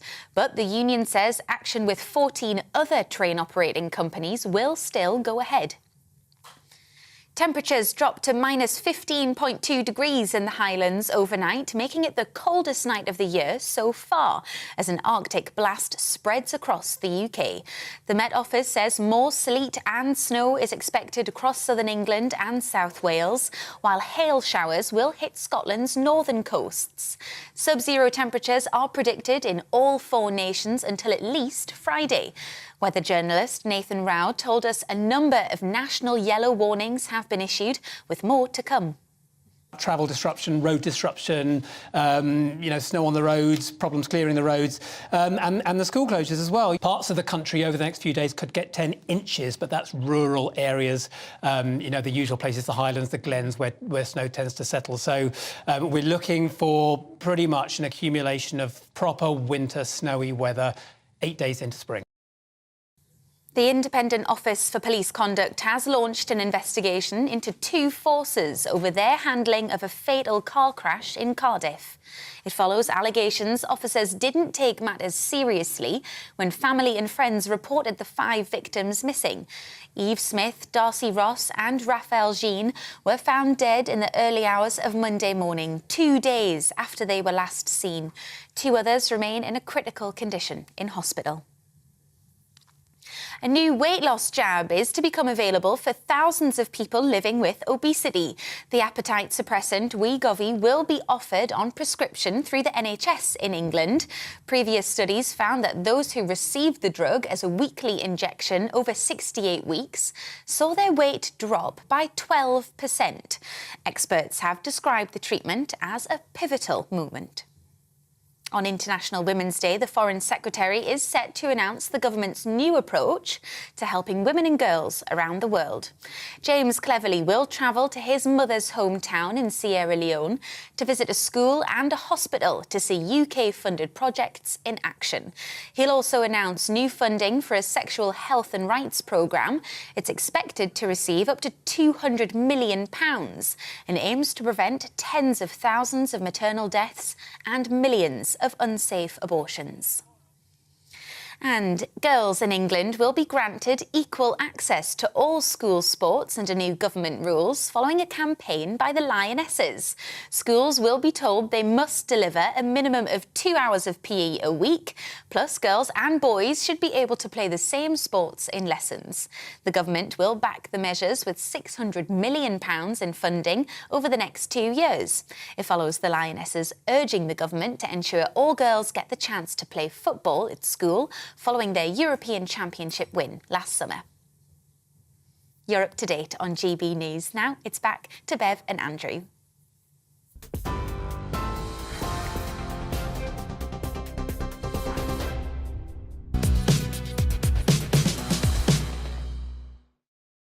Very good morning. Loads to come today. We've got 2 very feisty paper debaters with us, Emma Webb and Narinder Kaur. Don't miss that. But first, the Prime Minister's plan to crack down on channel migrants will be put to the test at today's PMQs when he faces MPs and the Labour leader, Keir Starmer. Rishi Sunak's up for the legal battle, he says, with the European courts and supports the tough but fair policy outlined by the Home Secretary yesterday in that illegal migration bill. The plan, as you know, to deport migrants who arrive on small boats and deport them immediately. But, of course, the proposals have already come under very strong criticism from the Labour Party, who've described it as a Tory con, and the United Nations Refugee Agency says it is profoundly concerned by the bill, which would amount to an asylum ban. And they would say that, wouldn't they? They would. They would say that, as would Amnesty and all those charities and the entire blob who they've got to take on. So joining us now is GBNews' political editor, Darren McCaffrey. Good morning, Darren. The bill is being pushed forward by the Home Office. It's going to get political backlash today, but of course it's rather difficult because Labour can't come out too strongly on it because they know how the public feel. Yeah, that is true in the sense that I think everyone agrees, don't they, that clearly the small boats crisis is a crisis, that it does need to be prevented, that people clearly are risking their lives crossing the English Channel, possibly even on days like this, and that's a situation that can't continue. Now, the Labour Party's argument is that they don't reckon this government plan is going to work. They would rather see safer passages for asylum seekers to come to the UK. Schemes already, of course, in place for people from Afghanistan to Ukraine to Hong Kong. They would like to see that scheme expanded. In saying that, this is the problem for the government, though, isn't it, to some degree, is that, yes, they're going to have to deal with, obviously, the obvious political backlash. That's how democracies work. The government will continue going to have to make that argument. They may well have to fight in the court as well, and Rishi Sunak suggested he was up for that fight yesterday. But the reason I say it's politically difficult for the government is they need to solve this. They've literally emblazoned on a podium in Downing Street, "Stop the boats," using an Australian term that was reasonably successful 10 years ago. The big question is, what if they can't stop the boats? Where does that politically leave the government? They will be judged on this issue. They have made it a big political issue. It's one of Rishi Sunak's 5 key aims this year. And so that's why, when you look at the detail of this proposal, will it actually work? Because the premise is that it's going to act primarily as a deterrent, that it's going to stop people in the north of France from travelling across the Channel, because they'll look at these proposals, think that, you know what, it's not going to work, I don't want to end up in a third country, I don't want to be banned essentially from Britain for the rest of my life, I'm not going to make this journey. But that's a big question, that's a big if. Lots of these people are pretty desperate. They may well still make that journey. And second of all, what's going to happen with detention centres? We know that lots of MPs, even Conservative MPs, are pretty anxious about some of these detention centres ending up in their constituencies, given some of the social strife we've seen in the past. What will the courts make of it?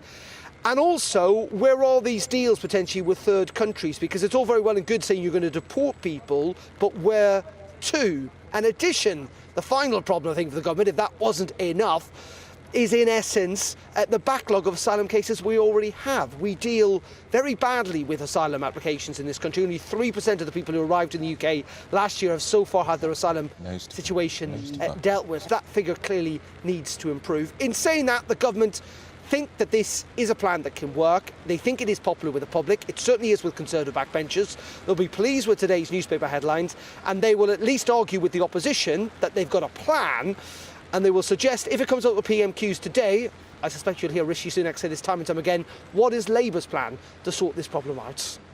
OK, thank you very much, Darren. Darren McCaffrey there, outside the traffic jam. And Labour has no plan. Westminster. Labour's only recycling the old stuff that the Tory government has tried and failed to do. Well, let's get some more analysis from Conservative counsel and former ministerial advisor Claire Purcell. Claire, good morning.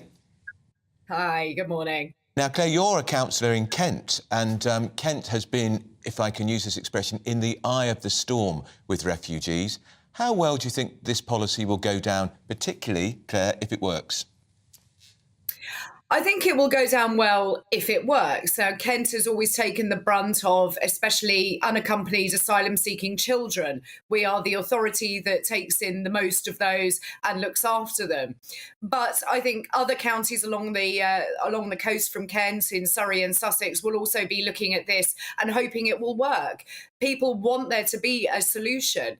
But unfortunately, the government plan does only seem to address half of this issue. And it's very disappointing that the main crux of it is to stop the boats, but absolutely no reason to put people in detention centres. Are we in the realms of now detaining women and children, for example? Because it isn't just young men that come over to this country. So I think there are a lot of questions to answer. The people of Kent will be looking at this really quite closely, especially down in the coastal town of Dover and Deal. They will want some answers, and hopefully the government will be able to give us those. Are you very confident, Claire, that it can work? Because being in Kent, being a councillor, Tory advisor, you've seen these plans come and go. They've put a lot of detail into this. The Prime Minister's got right behind it, and that expression, stop the boats, it's got a very catchy phrase. Reminds me of get Brexit done. It does. It's a very catchy catchphrase. But where is the detail? Where are the returns agreements with other third countries? Where are you going to send people back to? And are you, in fact, going to have any safe and legal routes coming forward? Now, that's always a very difficult political argument to have, because there are those who think that we should limit the amount of people coming into this country and take control of our borders. However, we do have an international reputation to uphold, and we are a very, very welcoming country to those in need. So I think that people will be looking at it sort of saying, OK, well, you've come up with plans before and they haven't worked. Why is this one different? And at the moment, we don't have that detail coming forward. No, we really don't. But thank you, Claire. Thank you very much for joining us this morning. Everybody has the same. The idea is there. The will is there. The compassion to look after people who genuinely need asylum is there. As Claire said, we've been a very welcoming country for hundreds of years. I also think, though, Andrew, I don't know about you, but, you know, we have net migration of 500,000 people. Too much. Every year. Yeah. But then I wonder whether the government is using this, which is, you know, powerful pictures, big headlines, distressing deaths in the Channel, which nobody wants, But are they using this to swerve the bigger debate about how much legal migration? Yeah, and this is I make this point again and again. It's a small country. We've already got issues with the NHS and schools and jobs and the countryside and not enough houses. We can't keep having this many people coming in. But they've got to get the illegal migration sorted out. And I think the difference with this policy is they are indicating that they are willing to take on the European judges. It shouldn't be up to European judges who we let into this country. We've got our own court system, rather good judiciary, actually. And if the Supreme Court backs this policy, thank you very much, Court in Strasbourg, and goodbye. Absolutely. Let us know what you think. GBViews at gbnews.uk. Moving on, though, as the Chancellor prepares to announce his spring budget, critics are calling on Jeremy Hunt to cut fuel duty, or at least freeze it, at the current level in order to stimulate growth. Now, there's a petition signed by more than 130,000 people, including the former Home Secretary, Priti Patel. Intriguing, that. It's going to be delivered to Downing Street later today. And joining us more is, you're known well on this programme, Howard Cox, who's the chairman of Fair Fuel UK. Howard, just remind us, isn't the current proposal in the budget to raise fuel duty by something like 12 or 13p a litre? Well, we don't know, but you're dead right. After the Alton statement last week, Andrew, what happened was that the OBR came out saying that there's a planned 23% increase in fuel duty, which should, basically is 5p that we lost in Rishi Sunak's last March budget, which he cut, but thank you very much indeed, plus inflation. And that works out to 12p. You're quite right to say that. But then let's put VAT on top of that, and it becomes 14.4p, or about £9 for an average family car increase. Yes, that's what we are hearing, but he won't do that. As you may have read I wrote in The Sun this week, it would be political and economic suicide to even consider that. And I've got something like 46 MPs already signing a letter to Jeremy Hunt and also the Prime Minister to say, do not hike fuel duty. Most are saying just freeze it, leave it where it is. Some are saying even cut it further. Howard, just remind us what the percentage share of the fuel that goes in our cars is tax. It's about 50%. And don't forget, there's VAT on the fuel duty as well. And so when it comes down to something like when it was those wonderful halcyon days of £1 and £1.10p, the tax is 70%. So that does hardly change. But the immoral aspect of VAT on fuel duty really grates to most of them drivers and my supporters. But I'm delighted that Priti Patel actually approached me and said, I'd like to hand in the petition with you. Which was a pleasant surprise, a powerful, well-respected petition, ex-Home Secretary and everything like that. And hopefully we'll have a lot of people turning up. And thank you for highlighting it today. Did she say why she wants to get back behind this campaign? Well, it's interesting. If you remember, and Andrew remember this, she was Exchequer Secretary about 2013, something like that. And I was actually fighting her then. I set up Fairfield UK. We had some quite barneys in the Treasury together. But she was always very honest and straight. Look, we want to cut fuel duty. We want low taxes. Sorry, that was a Conservative government then, by the way, I have to say it again. They wanted to low taxes. But she's always been very honest and kind to me. And working with people like Robert Halfon, MP, who was Mr Fairfield UK until he's become a minister, and he can't, even though privately he's still supporting us. She actually categorically said, simply, Howard, I'm right behind your petition. I like your energy. I like what you're doing, and I'm right behind cutting fuel duty. And I've got to put those words in her mouth. She's done it herself. Just say, she's from the halcyon days, Howard, of when Tories believed in low taxes. Exactly that. How very old-fashioned. Yeah, I mean, look, we're looking at next Wednesday, potentially a corporation tax going up from 19 to 25%. Fuel duty potentially going up by 14 or 12 pence. I hear rumours it's going to be 2p. And I think typical Treasury, what they do, they frighten us with the 12p and then say, we're only putting it up 2p. They feel as though they're heroes. But put it this way, if they do those two acts of absolute incredible crass stupidity in a fiscal sense, they'll be doomed to the opposition for years to come. OK, thank you so much, Howard. Howard Cox there from Fairfield UK. Do you know what it feels like? They understand that the voters are concerned about the boats crisis. I think what they are failing to understand, they are underestimating how motorists are looking for somebody to vote for who is going to back them and support them. Because it seems everybody hates motors. Look what's happening in London, for instance, with the ultra-low emission zone, and these are coming in all over the country. And only the other day, Sadiq Khan, the mayor, accused people who oppose it of being right-wingers and headbangers and extremists. That's us, then. And anti-vaxxers. Yeah. Don't know how he made that link. That was ridiculous. Right, still to come this morning, Liam Halligan will join us in the studio to speak on all things economy, from the energy tariffs to the impacts of strikes. We'll see you in 2 minutes. Monday to Thursday nights on GB News. At 6, it's Deebs & Co. 7 o'clock, Farage. At 8, join Jacob Rees-Mogg. And at 9, Dan Wootton Tonight, followed by Headliners. On TV, radio and online. This is GB News. It's all about family, being in people's living rooms, all the interaction and getting to know who our viewers and listeners are. When I was young, my dad used to say, "Nana, stop arguing." I wanted an outlet that would enable me to give my opinion. People are going through a really hard time right now, and I know that you don't feel like you're being listened to by the establishment. I came to GB News because it's the People's Channel, and I want the audience to have their say on the events of the day. We're dynamic. We do something different. Democracy shows that the wisdom of the nation is in its people. I get to travel to find out what the story is from a personal perspective. The British people aren't fools. We know when we're not being told the full story. We've got to work out how Britain moves forward from this.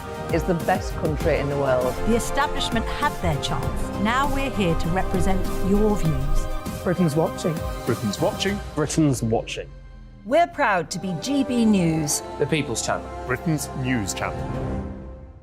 We are GB News, the People's Channel. And right across the United Kingdom. You can find us on Sky Channel 512, Virgin Media Channel 604, Freesat Channel 216, Freeview Channel 236, And YouView, Channel 236. You can also take us with you on DAB+ radio, with the GB News app and at the website gbnews.uk. We're absolutely everywhere. Come join us on GB News, the People's Channel, Britain's news channel.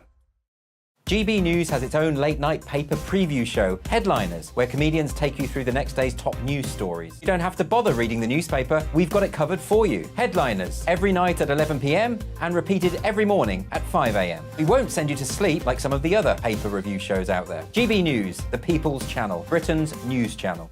Join me, Nana Akue, Saturday and Sunday afternoons on GB News. Expect fiery debate and passionate discussion as me and my panel tackle some of the biggest topics hitting the headlines. It's a place for everyone's opinion. No one gets cancelled, but no one gets an easy ride. Oh, she's on it today! Be ready for conversations that are fierce, frank, and of course, fun. Every Saturday and Sunday afternoon from 4 p.m. on GB News, the People's Channel. Join me, Camilla Tominey, on Sunday mornings from 9:30, taking the politicians to task and breaking out of SW1 to see how their decisions are affecting you across the UK. Bursting the Westminster bubble every Sunday morning, only on GB News, the People's Channel. Britain's watching.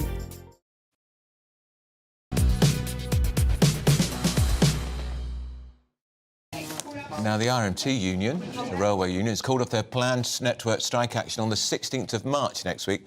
There's apparently talk of a new pay offer. But this comes after months of ongoing disputes and disruption as commuters and travellers across Britain have seen their working life and plans affected by industrial action. So how has this all impacted our economy? Well, here to break down the latest figures from the Office of National Statistics is Liam Halligan with On the Money.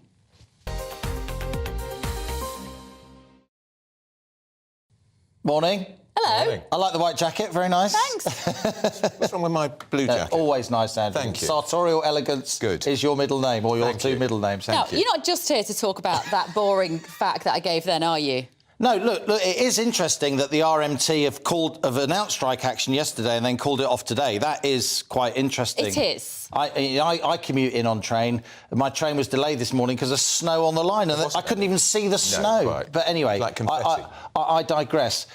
We were talking in the break, Bev, Andrew and I, anyway, about our 70s childhood. Yes. Because we were harking back to the winter of discontent and so on. And quite interestingly, what's been released today by the ONS is the number of days that the economy has lost due to strike action. We hear a lot about the cost of putting these strikes right, tax money it would cost.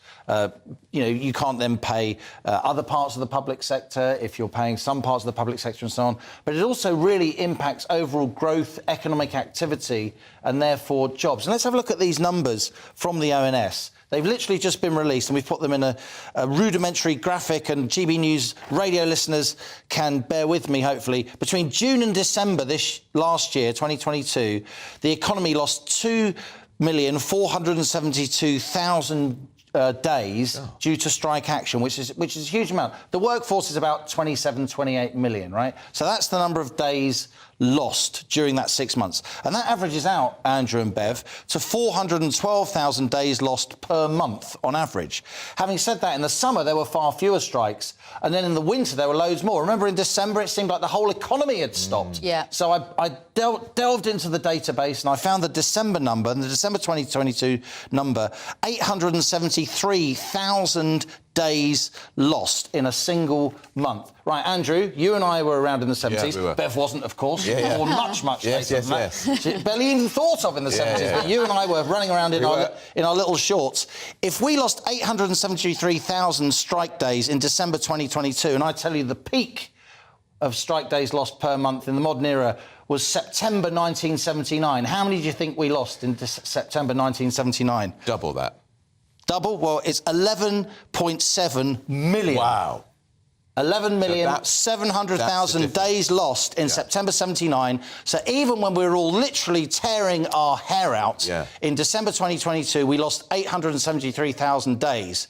In September 1979, we lost 11.7 million. That was just a few months after Mrs Thatcher became Prime Minister, and then she brought in That was the winter rules. of discontent. Exactly. So what I've tried to do there with statistics, it's what we do here on The Money. Very good. I'm trying to make it interesting and put it in context. However bad it was in December 2022, and it was bad, kids couldn't go, there was school strikes, there were healthcare strikes, ambulance worker strikes, civil service strikes, you couldn't renew your driving licence, etc., etc. It was a 12th of what we experienced in September 79. Is that because we now work differently? Is that because people are now working from home? So even if your kids were off school and you couldn't go into the office, you could still do all your work from your laptop at home? I don't think it is. That, of course, is happening. And, lockdown changed everything. There will always be a more working from home culture now. Yeah. The combination of the lockdown culture and indeed better Wi-Fi, cheaper Wi-Fi, though it's still pretty expensive. There's still a lot of people not on Wi-Fi, by the way, in this country, particularly outside the big cities. No, the big difference, Bev, is that in September 1979, 51% of the workforce was in a union. That's right. And now 25% of the workforce is in a union. But the fifth of us that work in the public sector, right, for the state, around half of those are still unionised. And a lot of the public sector unions, parts of them, the teachers, some of the health worker unions, they are pretty militant. Yeah. And there's definitely, in my view, a political agenda among the leadership of some of those unions. To try and bring down a Tory government. To try and bring down a Tory... I just think that's objectively true. You can see it from their rhetoric. Do you not sense as well, though, Liam, people have become fatigued by these strikes? They don't want to hear about it. Not more strikes, and they just move on. I do think that, OK, there's never been a public opinion poll that I've seen that has supported teachers striking and university lecturers striking after, months, years in some cases of lockdown. 100,000 kids, ghost children, they haven't gone back to school because of lockdown. I think the teaching unions and the lecturers, with all respect to them, it's their right to strike. Yeah. And not just because I've got school-age and university kids. They have to be careful. But don't you think it was wicked of the teaching unions to urge their members not to tell the head teachers which schools were going to be closed? I do think, again, objectively, as a parent, I think that was deliberately destructive. Appalling. It was trying to sabotage the ability of head teachers to keep the show on the road. And indeed... And difficult for mums and dads to make plans for their child if they didn't know if the schools were closed or not. This is what happens when kids can't go to school, people can't go to work. That's right. And that really upends the economy. But I would say that it may be that with inflation coming down, we've got people talking about inflation at 3 or 4% by the end of this year. Currently it's still in double digits, 10.1% on the latest numbers. But as inflation comes down, it should be easier or less difficult, more accurately, to resolve these strikes because the pay increases will be less because inflation won't be so high. OK. It wasn't boring at all, Liam. Thank you. You're never boring. What a terrible suggestion for me. You're never boring. We are moving on now. Time is against us. Interesting story. OK, a one-night stand, a little fling or a no-strings-attached relationship is now often seen as the preserve of the young. Yet, nearly a third of baby boomers now approve of casual sex, according to a new academic study. So to explain this in a little bit more detail is hypnotherapist and psychotherapist life coach Lucia Mizzoni. Lucia, lovely to see you. Nice to see you. So this is a quite significant social change. I get all a bit kind of Mary Whitehouse at times like this. I get all a bit giggly and prudish. But tell us how we are changing as a nation. So the article highlights the fact that England is becoming more liberal and less moral. So what was previously perceived as a moral stance now is just considered as a matter of fact. And the UK is considered, well, it's on the top 3 countries in terms of accepting the new way of seeking pleasure, in this case, casual sex. Then the article also presents euthanasia, so the aspect of taking controls on one's life. And the UK is the second highest country in terms of being favourable to euthanasia. So what I see here from a psychological point of view and social impact, I think we're really witnessing a paradigm shift in how society is shifting, but it is a very confusing time and contradictory time. The two forces that I see here that play in human, actualization in life are the seeking of pleasure and the avoidance of pain. And interestingly, this article is highlighting how the pursuit of pleasure, so taking the liberty, and I'm all in favor of freedom and freedom of choice, and pursuing casual sex as a manifestation of that. And then the taking control of one's life in avoiding pain to the point of avoiding, and taking control of one's death. So from a point of view of the impact, it is a confusing time. And I think this is highlighting some malaise of society in a certain way. I mean, we know divorce rates going up by 10% in the last year. Marriages, people are not getting as married as they used to, and there is an estimate that says that by 2060 there will be 70% less couples married in a relationship. So what does this do to younger generation especially? It doesn't allow them to meet some fundamental need, and certainty is one of the main needs that people have. So everything is shifting, and everything is shifting at such a high pace. So I see in my clinic, young generation especially suffering greatly because of lack of fix certain points of references. So the family is becoming more fluid, more open. Divorce is obviously a very familiar common event. At the same time, if we look at life, geopolitically, the world is in a state of disarray, wars, economically, huge problems. Socially, the identity themselves of individuals has become more fluid. There is no more certainty, no fixed way of even identifying themselves. So this is causing huge distress. So in the pursuit of kind of individualism and individual pleasure, as you're saying there, it's almost like the older generation are moving towards that in numbers that they never previously were, because maybe there was a different kind of moral perspective. That word is kind of interesting, I know, and controversial, but the results of this might be more negative for youngsters. I think mentally and emotionally, yes, currently. I think we're in the middle of this shift. And the middle of any change and transition is very confusing and very scary because there is no point of reference. And the change is happening so fast, faster than it has ever happened. So I think the youngest generation specifically are finding themselves quite lost, quite confused. They cannot rely on the entity of family as a social glue as they could in the past. The world around them is shifting. Also, their own peer group is interacting in a way that, from my point of view, from my stance, is very toxic. I mean, I read some statistics. Apparently, 56% of teenagers are basically glued on their screen even when they are with their peer hanging out. So the way of relating to each other has changed so much, and this is very detrimental to mental health. I mean, we see that 1 in 4 people suffers of mental health conditions in the UK. Depression, anxiety, suicidal tendencies and thoughts are on the rise.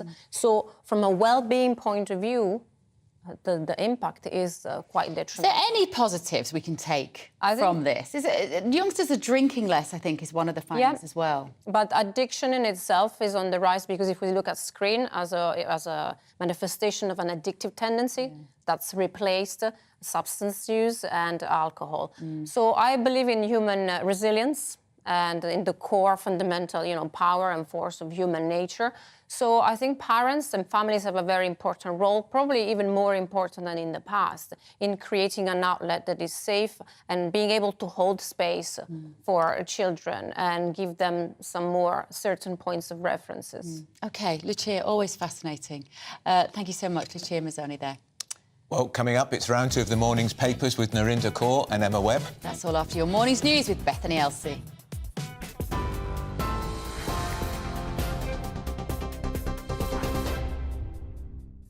Good morning, it's 11:34. Here's your top stories from the GB newsroom.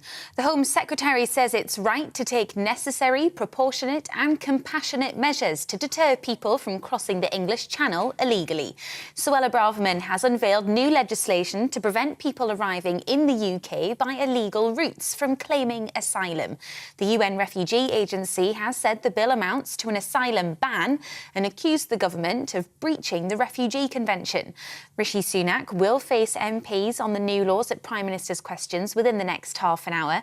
Ms Suella Braverman told GB News we're facing a global migration crisis. I too am very frustrated and indeed worried about the thousands of people who are accommodated in hotels around towns and cities in the United Kingdom. And I understand that that places undue pressure on local resources, undue tensions within communities. It's an unsustainable situation. The RMT union has called off planned strike action for Network Rail workers following an improved pay offer. Union members have been taking part in walkouts for months in a dispute over pay, jobs and conditions. Industrial action was due to take place on the 16th and 17th of March, but that's now been suspended. But the union says action with 14 other train operating companies will still go ahead across 4 days in March and April. Temperatures have dropped to 15.2 degrees in the Highlands overnight, making it the coldest night of the year so far as an Arctic blast spreads across the UK. The Met Office says more sleet and snow is expected across southern England and South Wales, while hail showers will hit Scotland's northern coasts. Sub-zero temperatures are predicted in all 4 nations until at least Friday, with travel and power disruption expected. You're up to date on TV, online and DAB+ radio. This is GB News. Now it's back to Bev and Andrew.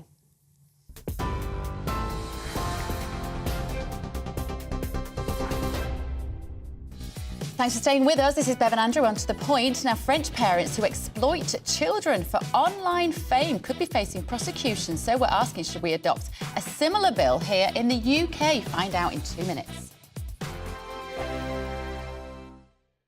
Monday to Thursday nights on GB News. At 6, it's Dubes & Co. 7 o'clock, Farage. At 8, join Jacob Rees-Mogg. And at 9, Dan Wootton Tonight, followed by Headliners. On TV, radio and online. This is GB News. It's all about family, being in people's living rooms, all the interaction and getting to know who our viewers and listeners are. When I was young, my dad used to say, Nana, stop arguing. I wanted an outlet that would enable me to give my opinion.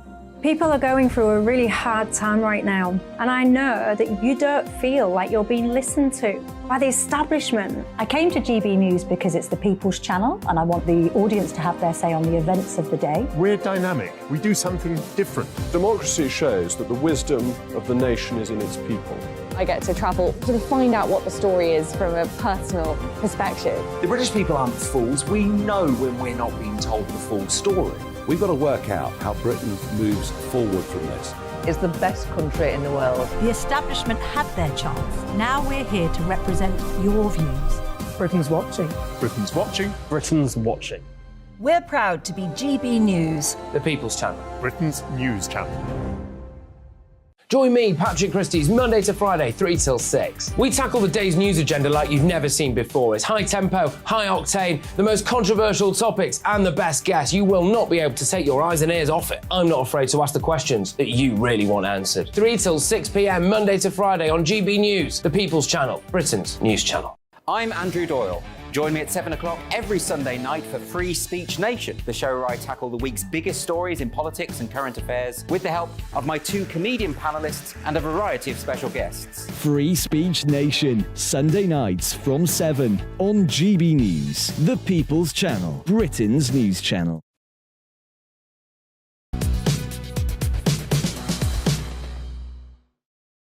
Welcome back. It's 11:39. This is Bev Turner and Andrew Pearce on GB News. Right, let's get stuck into our stories with Narinda and Emma Webb this morning. Right. Round 2. Round 2, girls.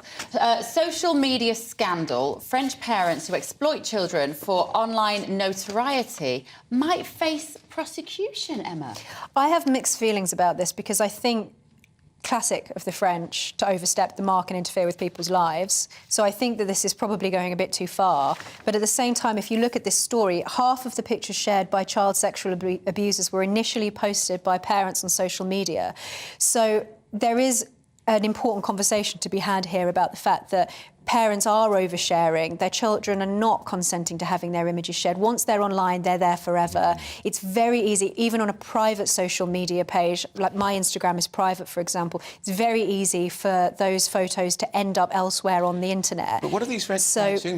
They're trying to make their children famous by putting images of them on the online. Well, I think some parents actually do make money out of their social media accounts. It's the same with YouTube. It's always been a slight scandal that there have been some families who've made their families into these sort of social media celebrities, and the children very often, you know, too young to consent to that. Yeah, right. But also, this is not just those people. This is just normal people who want to share their photos with friends, family, the public. How dare the government try and parent my children? Yeah. Do you know what I mean? How dare the government say, oh, I'm sorry, you can't put pictures of your children on Facebook for grandma to look at.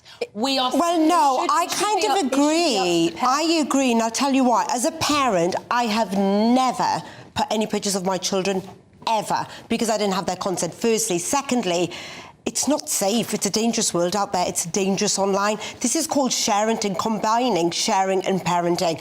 And I've got so many friends who put up their children and World Book Day and this, and I know it's fun and I know it's, you know, you're proud. Harm can come to them. If you want to harm a child, you don't need to have the picture of them on social media. You can do that outside any This is for the safety of children because they haven't given their consent. And this is parents just oversharing. Photographs on Facebook of my nephews and nieces, and they're delightful. They can send that to other ways. Some parents do things, though, like posting photos of their kids being potty trained or other things. Or in the bath. Like, they think it's sweet, but it is an invasion of that child's privacy. And when they get older, they might not be happy that that's been put online. So I totally disagree. I think it's important that parents should be, you know, aware of the fact that the child might not want that to be online. Tough. But I don't think that because... You can't really have that conversation with an 18-month-old who's doing potty training, can They you? are a child, but you I can't think have you that need... conversation with but you do... Of course you can't. Of course. But that's why I think the parents should be...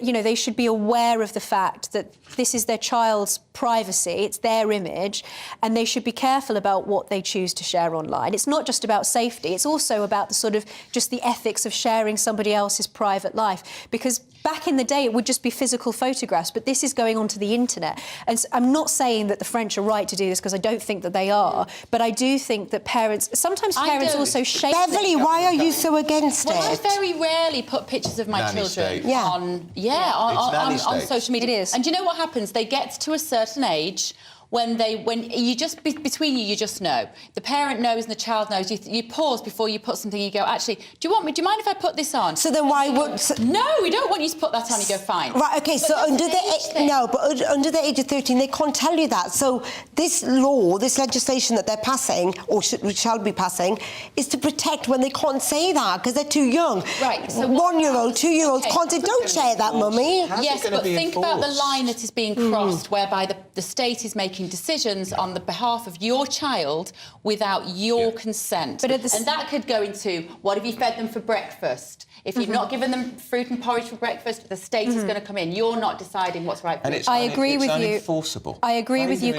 I agree with you completely. But I do also think that individuals have a right to privacy, and parents need to at least be minded to respect the privacy of children who are unable to consent to their images being shared online. Because, like I say, these images are there forever. You don't know where they might end up. And as this report shows, they often end up in half of the photos shared by child sexual abusers were initially posted by parents, and that's quite significant. So I think parents should be aware of it, but I don't think that the state should be intervening in this way, because, like you say, it sets a precedent for interfering. So parents don't own their children. Children are not property, but the state doesn't own them either. Give the government a law, they'll go further and further and further. It won't be the end of it. But is this not about the safety of children? The wedge. I think the safety of children trumps at its worst. Well, I'd say safety of children trumps everything, actually, especially online. Not when it comes. It's a very dangerous world. It isn't. The vast majority of children are not in any danger by the parents putting a nice snap from holiday on Facebook. Not where the danger lies. If the state wants to look after our children, give them more sports. But they'll end up not taking photographs, and that would be very sad. Well, I think it's sad if parents only take photographs of their children to share it online.